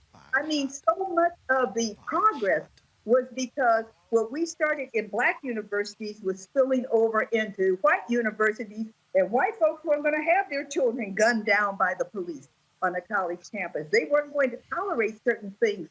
And that helped move our needle on what we were trying to get done. But it all started with an intellectual exchange that no longer exists in Black America, other than for shows like Roland, where Black intelligentsia as well as the community can come on and discuss and explore things. But we need more than just one Roland Martin and one Unfiltered. We need a university to really, really, really dive deep into this. You are so correct. Thank you. So I'll help. That leads. Looking forward to it. Kathy, that leads me. Well, first of all, what I'll do is I will connect y'all two on a text message. Y'all can hook that up. That's not a problem. Kathy, I gotta ask you this here because it is something that I've literally said this in speeches for the last 30 years. And as somebody who has studied black media historically. First black newspaper, Freedom's Journal, March 16, 1827. They wrote, "We wish to plead our own cause. Too long have others spoken for us." There's so much emphasis, ad dollars going to black targeted media, not black owned. And I've said to people, and people have told me, they're like, "Roland, you're too fatalist." And I said, no, I have a genuine concern that if we see black-owned media, fewer black-owned radio stations, fewer black-owned TV stations, we see fewer African-Americans owning digital properties as well, that we're going to be asking somebody else to tell our story. And I said that is the worst thing in the world 30, 40 years from now. We're going to have to ask somebody else, please, please, baby, please, can y'all please cover us and tell our story? And just speak to, again, for folks who don't know, how vital it is to have black-owned media, not black-targeted media. It's when you have to be in charge of your own information, because if not, it goes through the filter of another culture's perception and experience. And what Frederick Douglass, Ida B. Wells, what our ancestors understood is we should not expect for another culture to sing our praises, to tell our story, because they have their own stories. It's our responsibility. But what has happened over the years, when I started out with one little weak signal AM radio station in Washington, D.C., never could I have imagined that I would have ended up being the largest. The reason primarily is because all those who came before me shut down, got bought out, went away.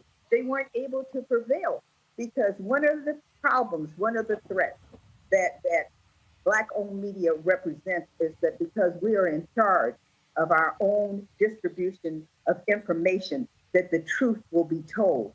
So consequently, they chop us off at the knees. Right now, the big controversy is about these corporations that are not spending anywhere near the percentage of revenue with Black-owned businesses that is even comparable, even close to the amount of money that we spend to buy their products and services. But Roland, I have to honestly say that part of the problem has to do with the Black consumer. We have allowed ourselves to use our dollars for other people's benefit. It's like now we're finally understanding that how powerful our vote is. So when you have Black people who are bragging about loving empire and at the same time saying that they hate Fox News and not realizing that it's one bank account controlling both the news and, the programming. Again, I got to go back to this think tank. We've got to help our consumers understand the power of our dollars. We have teenagers walking around with $2,000 handbags that have no idea that they, in fact, are financing their own suppression. They don't realize that we as consumers are using our dollars to enslave our own self over and over and over again. What you said on Urban One Honors about, it's just not about slavery, it's about Jim Crow. It's about, the fact that we have been tricked into thinking that the white man's ice is colder. We have, and it's very, very difficult to get Black consumers to understand that we create the entire economic system of America would crumble if we just did, the famous play, A Day of Absence. If we just did 1 day of absence and every Black person in this country refused to spend $1, we get a lot of progress made, because this country could not survive with even a 24-hour short period of us being absent from the economic system. But we aren't taught that. We don't understand it. I want to show you this. I love my social media followers because they send me stuff that I don't necessarily know about. Y'all pull this up. Kathy, this was an advertisement that ran in Ebony and Jet in 1970. John H. Johnson published this, and it was targeted companies. He talked about the opinion leaders, and then he states in here he states in here that that Ebony is this is what he says. I'm just going to read it. Y'all leave the ad up. And I love this when he says, black people, you see, have come a long way since the good old days. Their opinions are being heard and felt, and for responsible black opinion leaders in America, there is one must magazine, Ebony. Ebony tells them which Nixon policies affect them most and how. Ebony tells them what Mayor Stokes and the 47 other black mayors are doing. Ebony tells them about black law enforcement officials you never heard of, and black artists, inventors, businessmen, and student leaders you never heard of, and black writers. There are now so many, we launched the Ebony Book Club last fall, the first of its kind, which explains why nearly 5 million urban blacks look forward to Ebony each month, and why over 80% of them never look at Life, Look, Time, Newsweek, or the Reader's Digest. And remember, these millions influence other millions. So what Ebony readers think about your product or company is what the black community at large will eventually think. So now that you know what's what and who's who, shouldn't we get together? Just say when. And then he lists the phone numbers of his advertising people to call. That was 1970. And when the General Motors says, oh, we're going from 1 to 2% this year. When Group M announces, hey, by next year, we're going to spend 2% with black-owned media.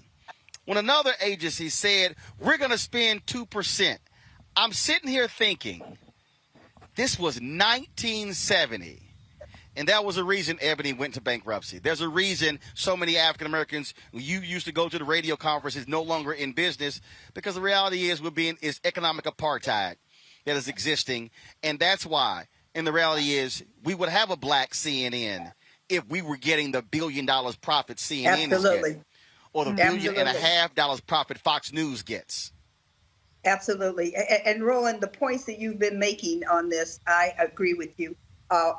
Many years ago, I organized a demonstration called the Take It Back campaign against the Washington Post.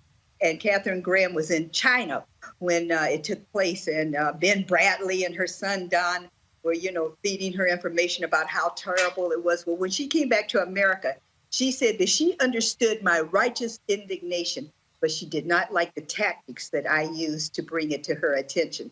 I'm kind of in that same position with you. What you've been saying about General Motors is not incorrect, because I am not retarded. I know how to count. I would need to know 2% of what? Is it 2% of $1 billion? Is it 2% of $100 million? Right. Okay. All right. Okay. I know exactly what you're saying, and I agree. Okay, I disagree that you're not returning my son's phone calls. He's been trying to reach you because he was like, Roland never gave me the opportunity to participate in this. Okay, so one of the things I call him back, but you got to let him know. He called me last year about a deal. I hit him back, and he ain't hit me back for 14 months. So I call him, tell him I'm gonna call him with a show on. Okay, well, you two need to get together, because one of the things that we have to do as a people, we've got to learn to disagree with each other without getting disagreeable with each other, because we're all fighting the same battle. There are no exceptions, okay, to this war that's being waged against us. And I could not agree more. Just telling me, and I know that I'm 12% of your sales, so you're going to tell me you're going to go 2 to 4, and then from 4 to 8 in 5 years to get that accomplished. But I don't have any idea what you're taking the percentage of, and I'm being told now, because I've raised this question. Someone said to me, that I sounded like Roland Martin. I said, what he's saying is common sense. How you going to give me a percentage of something that I don't know what you're giving me a percentage of? I'm not a child. Okay, I'm a executive. I've run a company for 41 years. I can read, write, and count. Okay, I'm the new Negro. Okay, all right. Okay, like I said, we've been educating folks since my great-great-great-grandmother. Okay, I have a school. And so these issues, we just have to learn again. And I think that it's think tank and the good doctor, I think, will agree with me. It helped to really calm the waters between like Martin and Malcolm. It really brought people together to think and put emotion aside. We're to that point now in the history of these. There's a full-scale war there is genocide going on against us. And for us to be worrying about, how we look and, what we've done, what our celebrity status is, that's all a distraction from the real issue of liberation. And so I think that we have to find a way to work with each other. And hey, we're human. We're not going to always agree, but we must learn to disagree without having to be disagreeable with each other. I love you, Roland. I don't think anybody in America, and I thank the sister for correcting me. I'm going to stop using the term black. Okay. You're the smartest man I know. Okay. You're the most committed man I know. I don't know when you sleep. I'm going to have to double check and make sure you aren't a government clone or something, because I don't know how you could be everywhere at the same time. Okay. They must have given you some robotic parts or something. But that's the reason I asked you to host my show, because I'm a big, big, big admirer of your intellect. I'm a big admirer of your knowledge, your expertise, but most importantly, I'm a big admirer of your commitment to Black people. That's foremost the most important thing to me, is that even when I don't disagree with you, I know that it's for Black people that you say and do what you do. And I mean that quite respectfully and quite sincerely. And I appreciate that, and I've said this here, and I really need people, everybody who's watching, to listen to what I'm about to say, and that is this here: if you want to understand why Black-owned matters, TV One was launched. Kathy Hughes, Alfred Liggins, they hired Jonathan Rogers to be the first CEO. Jonathan says, "Roland, your voice is important. I'm going to have you on the network." He called me literally when they signed the deal. That wasn't even a name, wasn't even known as TV One. And all these people, I travel around the country, Kathy, and people say, "Oh my God, I loved when you were on CNN." And I remind everybody, I was paid for my opinion by TV One before CNN. Mm-hmm. CNN asked me to leave TV One. They asked me to leave the Tom Joyner morning show, and I told them no. I said, they paid me before y'all did. And I'll never forget, on election night 2008, huge night, I told them, I said, I have to step away to do TV One 2 or 3 times. And one of the white executives said to me, "What are you doing? We're in 200 countries. We're CNN." I said, "But y'all ain't better than TV One." Wow. And I stepped off that set and did it. And I need people to understand that, because you said it earlier about white ice being colder. I made it clear to them, CNN was not better than TV One for me. They were bigger. They were not better. And I did not give them the validation where I say, "Oh, I've made it. I've arrived because I'm on CNN, so I'm just going to let the little black network go." No, and that was important. And so without TV One being created, now actually let me properly unspool this. Without Jonathan Rogers being hired to run TV One, without TV One being created, which means that without Radio One being created, without you getting WOL, none of those things happen. So this show is a continuum in Black-owned media, and all of those things are part of it. And so we have to understand they don't work opposite of one another. It's part of the continuum of Black-owned media since that first Black newspaper in 1827. Final thoughts about this week. Final thoughts. Well, number one, please, Sunday night is a very important night for Black America. Please join us on TV One and Clio TV. So, Roland, now that you and I have exchanged these niceties, does that mean I'll be invited back? Maybe I can qualify to be on one of the panels? Yeah. Now, hey, all you got to do is tell me when you want to come on the panel. Now, it get a little hot up in here, so but hey, you just let me know when you want to join the panel. In fact, Erica Savage Wilson, who's a regular panelist on Thursday, Erica had a car accident, and she's really going to be out for a year. We're praying for her. And so if you want to come back and sit on this panel with Reese and Greg, come on. We bring the funk. All right. Absolutely. I love you. I appreciate you.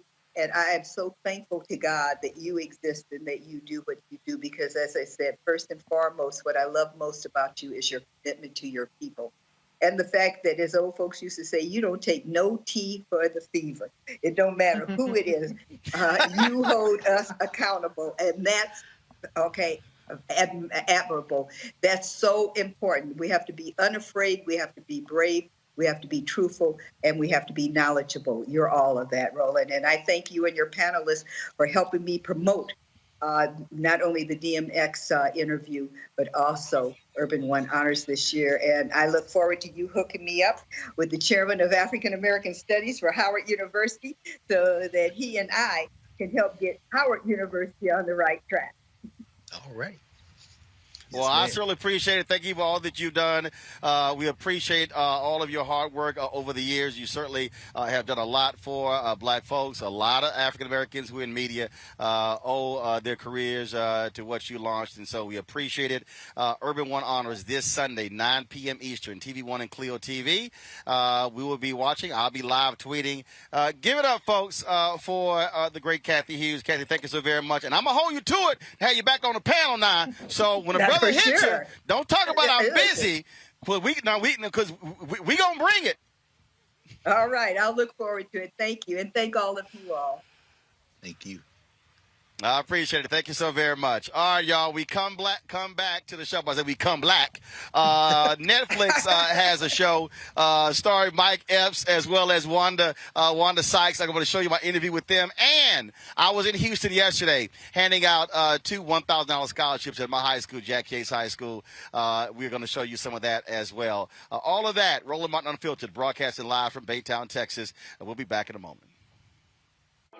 Shortly after 9/11, America and its allies went to war in Afghanistan to defeat a terrorist stronghold.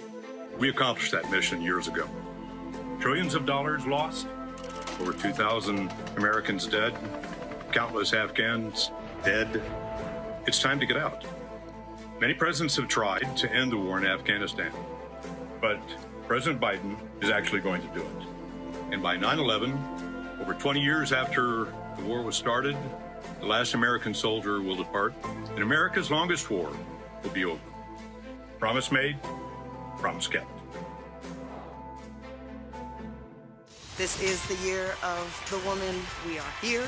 We are capable. My optimism for our future has never been greater than now. Black women are making a difference, making history, and changing the world. Yo, what's up? This your boy Ice Cube. What's up? I'm Lance Gross, and you're watching Roland Martin Unfiltered.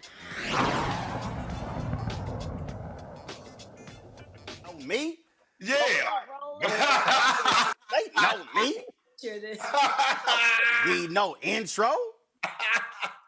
Hell, I can text 2 out of 3 of y'all. I was like, why didn't you text me that you was gonna be on?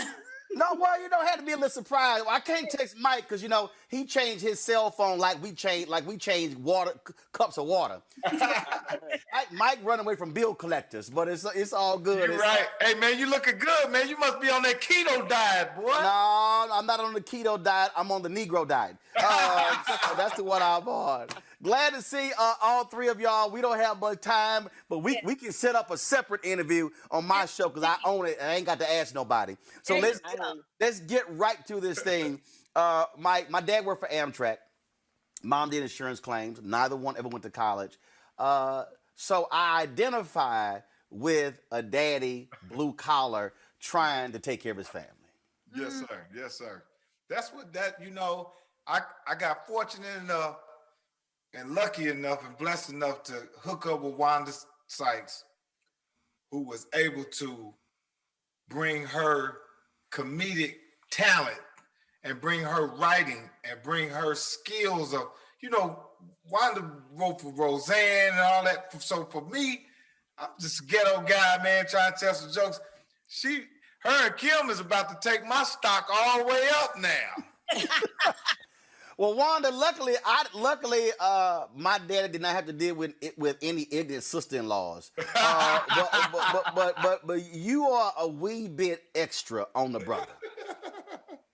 Hey, you know what? It's like Lucretia has to stay on Benny to make sure Benny does right by her sister, because Lucretia will kill somebody for her sister. So, you know, she's just trying to make everybody do right.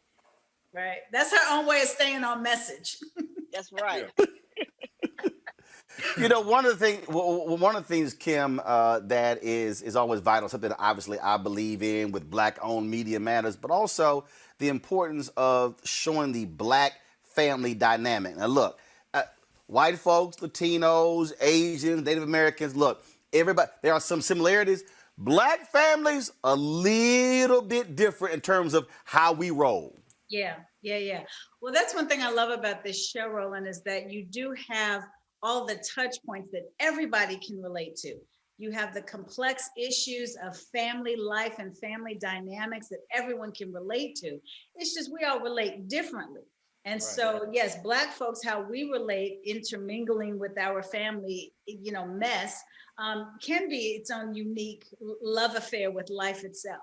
And I feel like that's what Wanda and Regina, our amazing writers room, Mike, that they really all capture that so well and really find a great balance with all of the spices and flavors. Mike said earlier, this show is like a gumbo. And so you've got a lot of ingredients that make everybody go, I can't get enough of this. I want to watch some more. I know this character. That character is me. Wanda, Mike talked about the writing, but were there times when you said, man, boy, just let it rip. Just take it, and we just gonna keep rolling and see where you're going with it? Or did you say, stick to the script? Oh, come on now. I mean, to make this thing work, Mike, you know, we need Mike to bring that Mike into this character. Mm-hmm. You know, like Mike knows Benny, so and that's why he's such a good actor, you know, on the show, and so. You know, sometimes writing, we would be in the room and we get stuck. And I was like, this doesn't feel like, and I would call Mike or text Mike and say, hey, man, here's the situation. What do you think Benny would do? How would he respond? Because that's the one thing that we have to do is protect. You know, we can have a lot of fun and this balls out funny, but we also have to protect the character, keep it authentic, because that's the only, because, you know, like you said, Black folks are different. Our audience, they'll see right through this. You know, and that's why we have to make sure it's like on point and real, and I think we're reaching that goal. We're doing it. Mike, she said Mike knows Benny. No, you are Benny, just with money. Just with money. Come on, Roland. I love you, boy. I love you. You so silly, man. We got to bring him on the show, man. We got to bring him as a character. When we first met, we were talking about the thing. I said, well, Mike, if we're going to have you in it, you know it's got to be messy. We got to have some mess. So we got to be a little messy. Okay. Wanda used to say, just be you in this piece right here. Just be you. Just be you, messy, and doing your thing. Well, it is certainly a potent combination with the three of you. I've always enjoyed the work, and I think the audiences certainly will as well. So it's always great to chat with y'all. Keep doing well. And Mike texted me. My number ain't changed, so I don't have bill collector. So, you know, I don't know what your number is now, you know, but I'm just saying. You know, man, Wanda, you can text them me little too. dances. Keep doing them dances, man, with them outfits on, man. He a fool on there. My legs work. I'm a user. All right, folks. I appreciate it. Love y'all. Y'all take care. Love you too. Pieces. Thanks, baby. Oh, the Upshaws, Wanda Sykes, Mike Epps, as well as Kim Fields. Y'all can check that out right now, streaming on Netflix. Folks, I am back home. Baytown is only about 30 minutes, not even 30 minutes from Houston.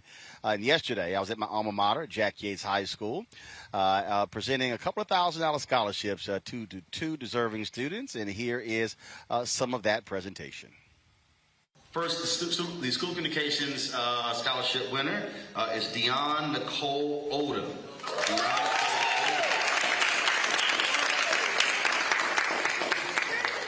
All right, you the senior class president?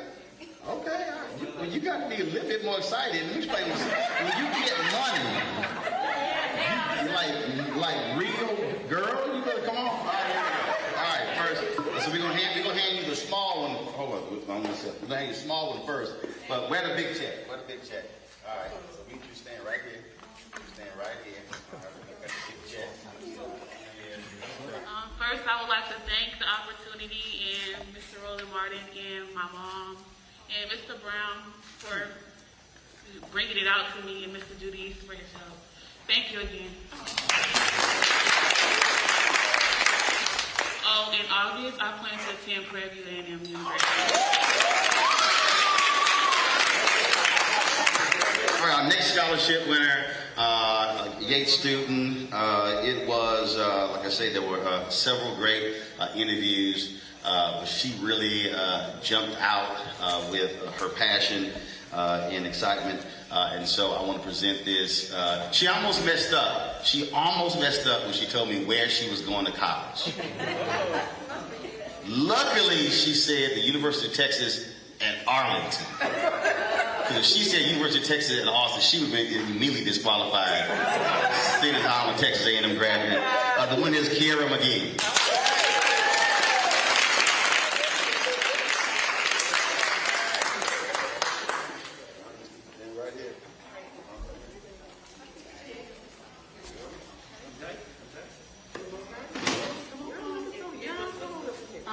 Hi, my name is Kiera McGee. I'm ecstatic to get this because, you know, who doesn't like money? Yeah, I'm going to Arlington when I go to college in August, and this is going to be a big help. Some people might be like, it's only $1,000. That $1,000 will help me pay for my lunch, my meal, and everything else. So, you know, thank you so much, and I appreciate all of you.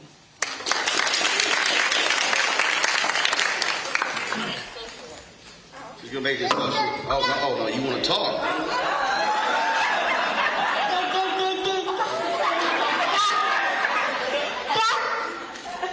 Future journalist. You grab the microphone. She's trying to come to the student communication. She grabbed the microphone. Again, we want to thank everybody for coming out. It was great to do this. We created this again to pick 2 students every single year.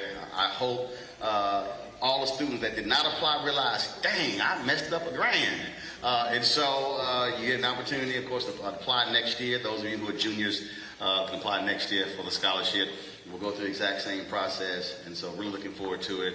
Councilwoman, you got something to say? Just a minute. Well, good afternoon. I am Carolyn Evans Shabazz. I am the proud council member for District D, the District of Destination. I'm the only elected here, so I don't have to elbow anybody for this tournament. But anyway, I am so very honored, as I said. They've been working on this, since November. I got a text this morning. And so, you know, I'm kind of behind the 8 ball, but I'm very glad to be here. I'm always proud to stand in Lion Country with wonderful, wonderful graduates, those that just graduated and those that previously graduated. I was actually raised in the halls at Jack Yates, the other building. My dad was the basketball coach at Yates for many years, Coach Doc Evans.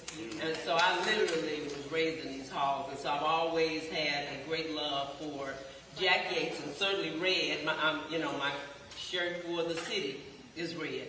But more importantly, okay, he is just awesome. And it's no more you can really say about that. And of course, I can say I'm the best council member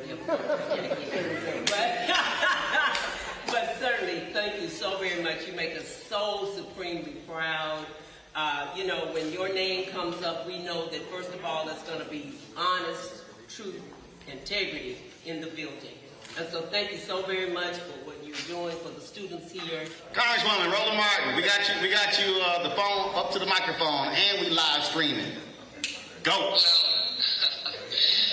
Well, what can I say when Roland Martin comes to the historic 18th Congressional District and brings his own life story and legacy? I can applaud. And look where he is at his alma mater, Jack Yates, the Mighty Lions. To our Principal Guillory, to Dr. Latham, I am so pleased, although I'm in Washington, to celebrate Jack Yates, the Jack Yates students, but the Jack Yates legacy that includes Roland Martin. He is a real treasure. He provides the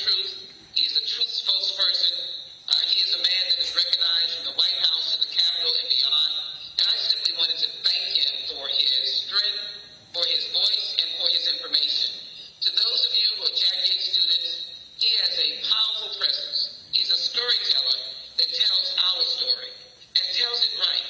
And so the story that you're now living is a story of your future. I wish you the very best, and congratulations to this outstanding group of recipients of the Roland Martin Scholarship. Sorry I'm not there, but I wanted you to hear my voice. Jack Yates, you are the 18th Congressional District. You're the best. Congratulations to all of you. Roland, thank you so very much for all you do. Madam Principal, again, for the leadership you give. And Dr. Latham, thank you for where HISD has been and now where it's going. Great success. Thank you all. God bless all of you. God bless the United States of America. Appreciate it. Thanks a lot.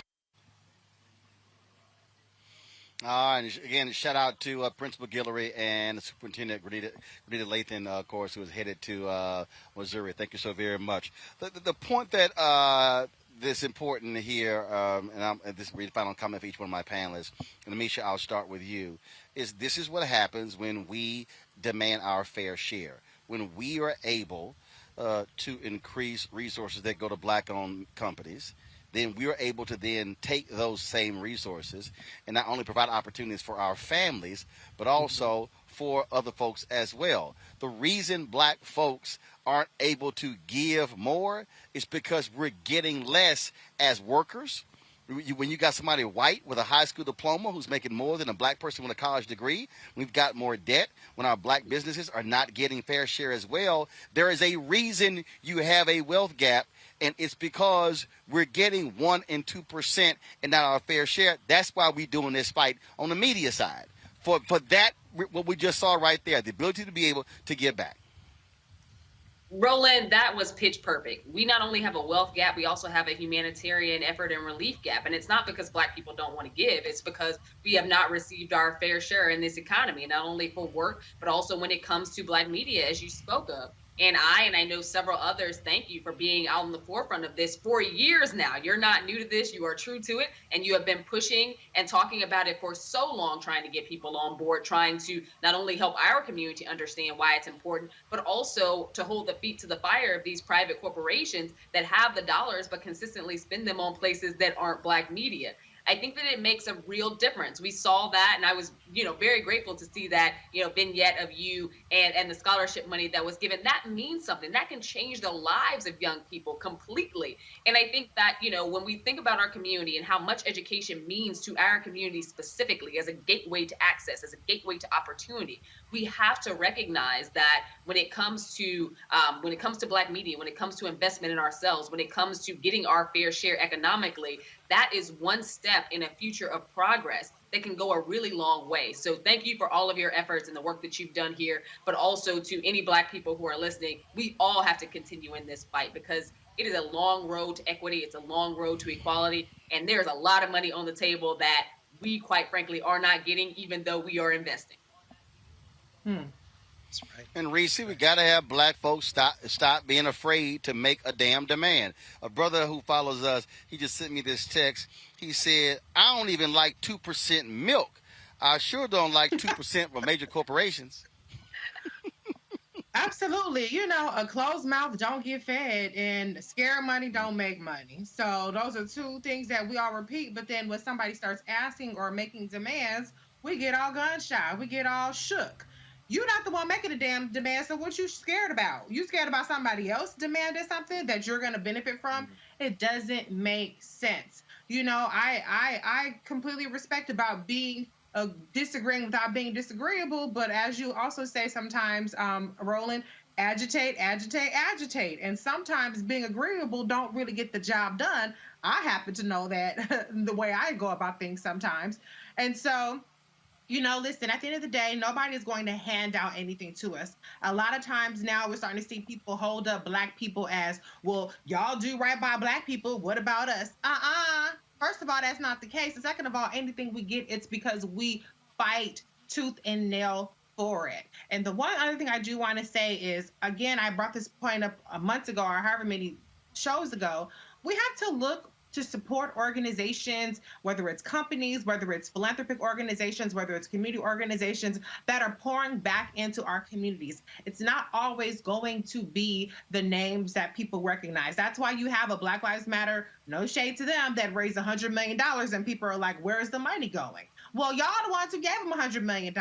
Why don't you give to shows like Roland Martin Unfiltered? Give to your local organizations. Give to somebody's Cash App. Maybe they're taking their money and they're buying lunches for homeless people and handing them out without cameras around. There's so many ways that we can contribute without always trying to contribute to what's most popular, what has the biggest name. We need to contribute to what's having an actual impact. This show has an impact in not only informing people, but it has an impact on empowering people. And what you did for those kids is, well, I shouldn't say kids, but for those students is very important. And that wouldn't happen if you just sat back meek and mild-mannered and didn't rock the boat a little bit. So we support you, Roland, in your agitate. And we also support you when you are hobnobbing and you sometimes you can bait people a little bit more with honey than vinegar. And whichever tactic you want to go about it, we got your back. Oh, but one other thing I did want to say, Roland, I don't want to put you on the spot. I don't want to put you on the spot, but I did go ahead. the comment. Some people were asking about a GoFundMe for Erica, and I don't believe she has anything like that. And I know she's a prideful, strong Black woman, but maybe if we could get her Cash App and allow people to just, if they want to contribute $5, so that she can get some Uber Eats or something. I think that the Roland Martin viewers we all love you and we all miss you, Erica. And I think a lot of people would really be willing to just as a show of support and show of our love for Erica. And we wish you a speedy recovery and everything that you're doing. And it's not you asking, it's me saying, hey, let's show our love for Erica and really send her our support. Yes. Absolutely. And I just sent her the text and asked her, and let's see if she responds to it. Okay. But you're right. Erica, she's a strong sister, but even strong folk also need love and support as well. Greg, you're going to get the final comment here.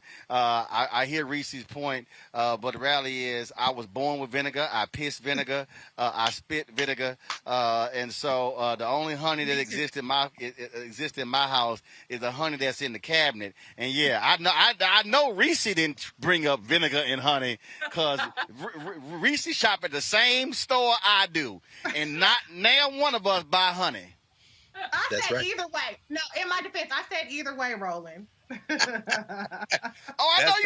know you said either way, but Reese, you ain't never purchased no honey. I know. We're here. Now see, Roland, you say that she just gave birth to a little bit of honey. So you got to make sure that baby girl. No. she gave birth to honey. She might call her husband honey, but everything else, Reese's spitting vinegar and fire. Lord have mercy.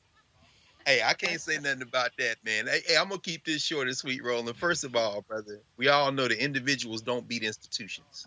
So no matter how powerful, how smart, how brilliant we are, we rely on each other. And I'm glad you said that, Reese. Yeah, let's put that together. Like you say, Erica would never ask, but we put our little thing together on that and leave it to the Black women to do that because you know the power of network more than anyone. Roland, when I saw those two students get that money, it took me back almost, I guess it's been 30 years. No,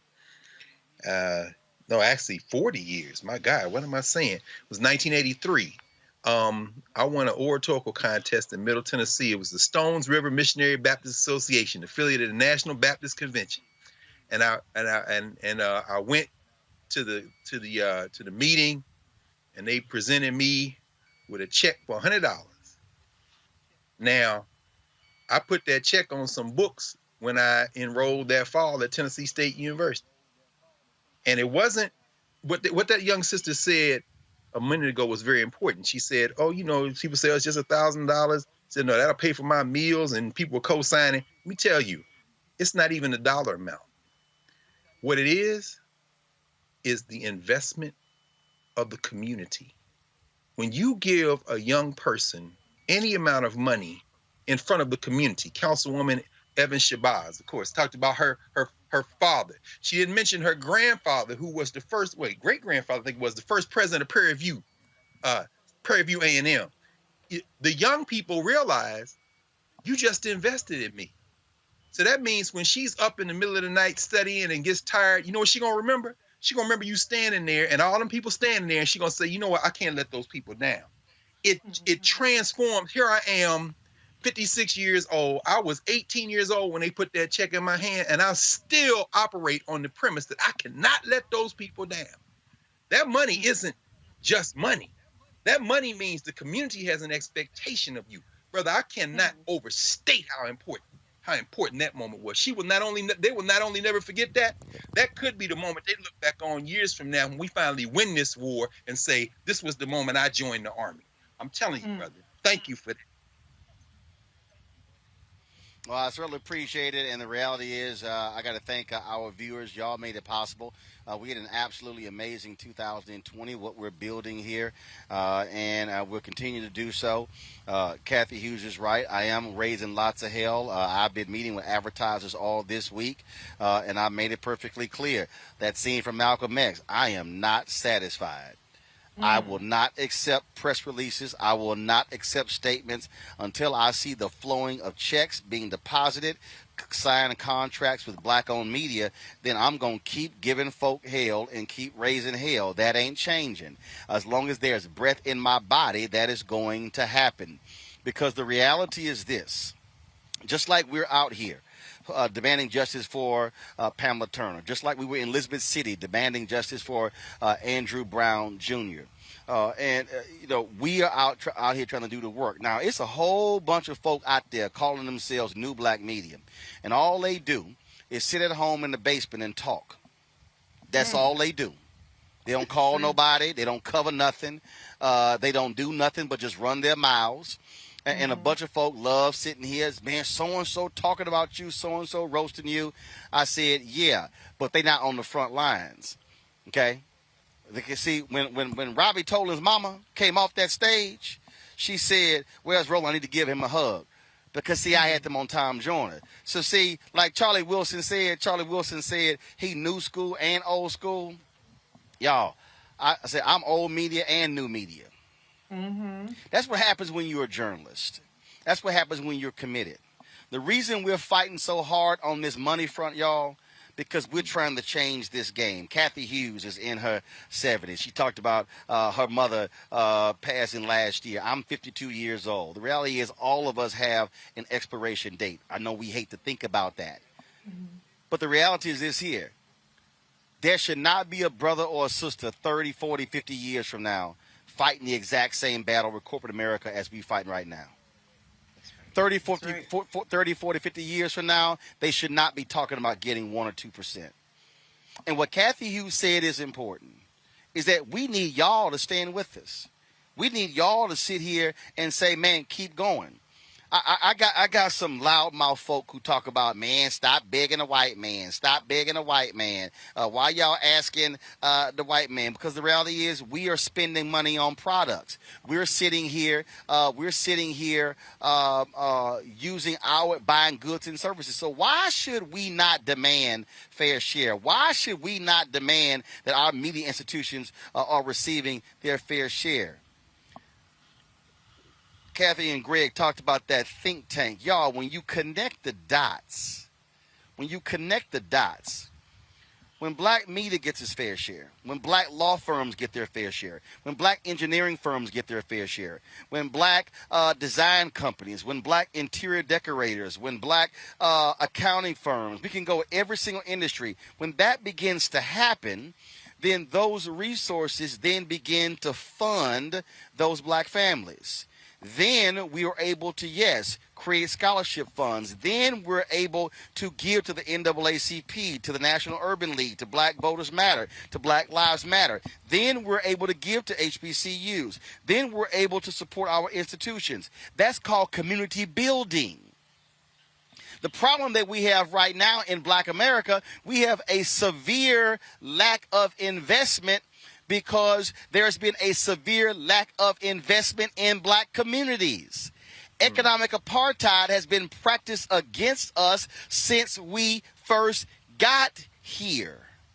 Yes, sir. And so you have folk who are out there, and you have people who will say, well, man, why aren't you making the same fight for reparations? Y'all, how you gonna come to me talking reparations, but then you critical of voting. Who gonna vote on the reparations?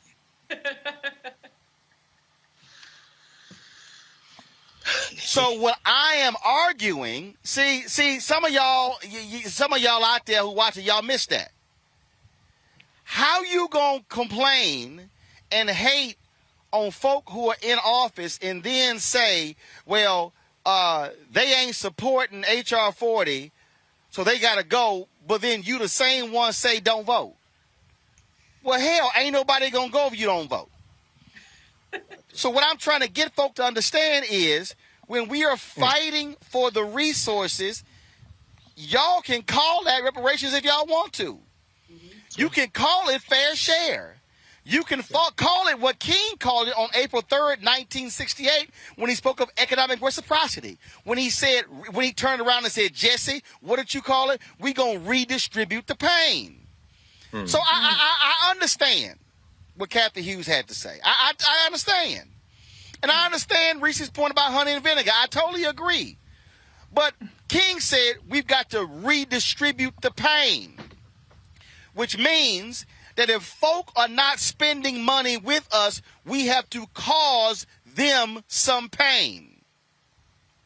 So if that means taking out full-page ads and calling out the CEO of General Motors, Mary Barra, and I'm participating tomorrow in a black media, no, they call it Diverse Media Summit. I done told General Motors, you better call it black-owned media. I participated in one of the last 2 days with Byron Allen. I met today with the company. I met with 3 companies earlier this week. But let me explain something to y'all. I've had meetings. I have not seen direct deposits. So until I see direct deposits, and I ain't talking small direct deposits. Let me go church on y'all. I don't want to hear change rattling in the box. I need to hear the rustling of paper. And so what I'm talking about, y'all, are not 4-figure deals, not 5-figure deals, not 6-figure deals. I'm talking 7-figure deals. I'm talking 8-figure deals. And for the black people who are listening to me, who are unfamiliar with 7- and 8-figure deals, that ain't my problem. Because my grandmama had a business. My grandfather had a business. My mama had a business. My Aunt Lurdy had a business. My Uncle Larry had a business. My Uncle Warren had a business. I can do the roll call. So there's black entrepreneurs all in my family. So excuse me if I'm accustomed to not asking for small money. When black people stop asking for small money, then we will get big money. And when we stop asking for small money, we will get big respect. But this ain't changing if we've got a generation of people who are satisfied with small money. I'm not satisfied with 1%. I'm not satisfied with 2%. I will tolerate 5% right now, but that number damn sure better go to 6 to 7 to 8 to 9 to 10 to 11 to 12 to 13 to 14 or 15. And if we are actually contributing more to your market share, I want to see a little bit higher. And so some of y'all out there might be a little afraid. Some of y'all may not like my tactics. Some of y'all may say I'm too tough. I call folk out too early. But let me be real clear. Like Frank Lucas said in American Gangster, I'm going to get that money. We going to get that money. And I'm not fighting just for me. I'm fighting for all black-owned media. We gonna get that money. Because when we get that money, you get that money. And that's what it's all about. Folks, if y'all want to support what we do, because this is why we do it, because the other deal, and this is the last thing, I ain't got to ask nobody. Roland don't have a boss. Let me tell y'all the hierarchy. There's God, then there's me. My wife and my mama and my daddy ain't between me and God. So the hierarchy in decision is God, then me. That's how we change stuff when black folk don't have to go ask somebody else, hey, can we please go to Baytown and cover the rally? No. I just looked into the mirror. In fact, I ain't even look into the mirror. Ben Crump came on the show. I said, Ben, we're going to be here. Y'all support makes this possible. Y'all support allows for us to be here. Our Cash App is $RM Unfiltered. PayPal.me/R Martin Venmo.com /RM Unfiltered. Also, Zelle is Roland@RolandSMartin.com, Roland@RolandMartinUnfiltered.com. And so that's where we are. And folks, we certainly appreciate it. Thank you so very much for everybody who tuned in to the coverage earlier today of our rally. Thank you so very much. The rally out here, Justice for for Pamela. Again, May 25th, the trial date is going to be set. We thank all the folks who supported us. And again, I appreciate I love our black people. Folks literally walked up to me to put cash in my hand. They want to contribute. They said they're not going to send it. And so y'all, and Anthony is real happy because that's going to pay for his dinner. So he appreciate that. Y'all, thank you so very much.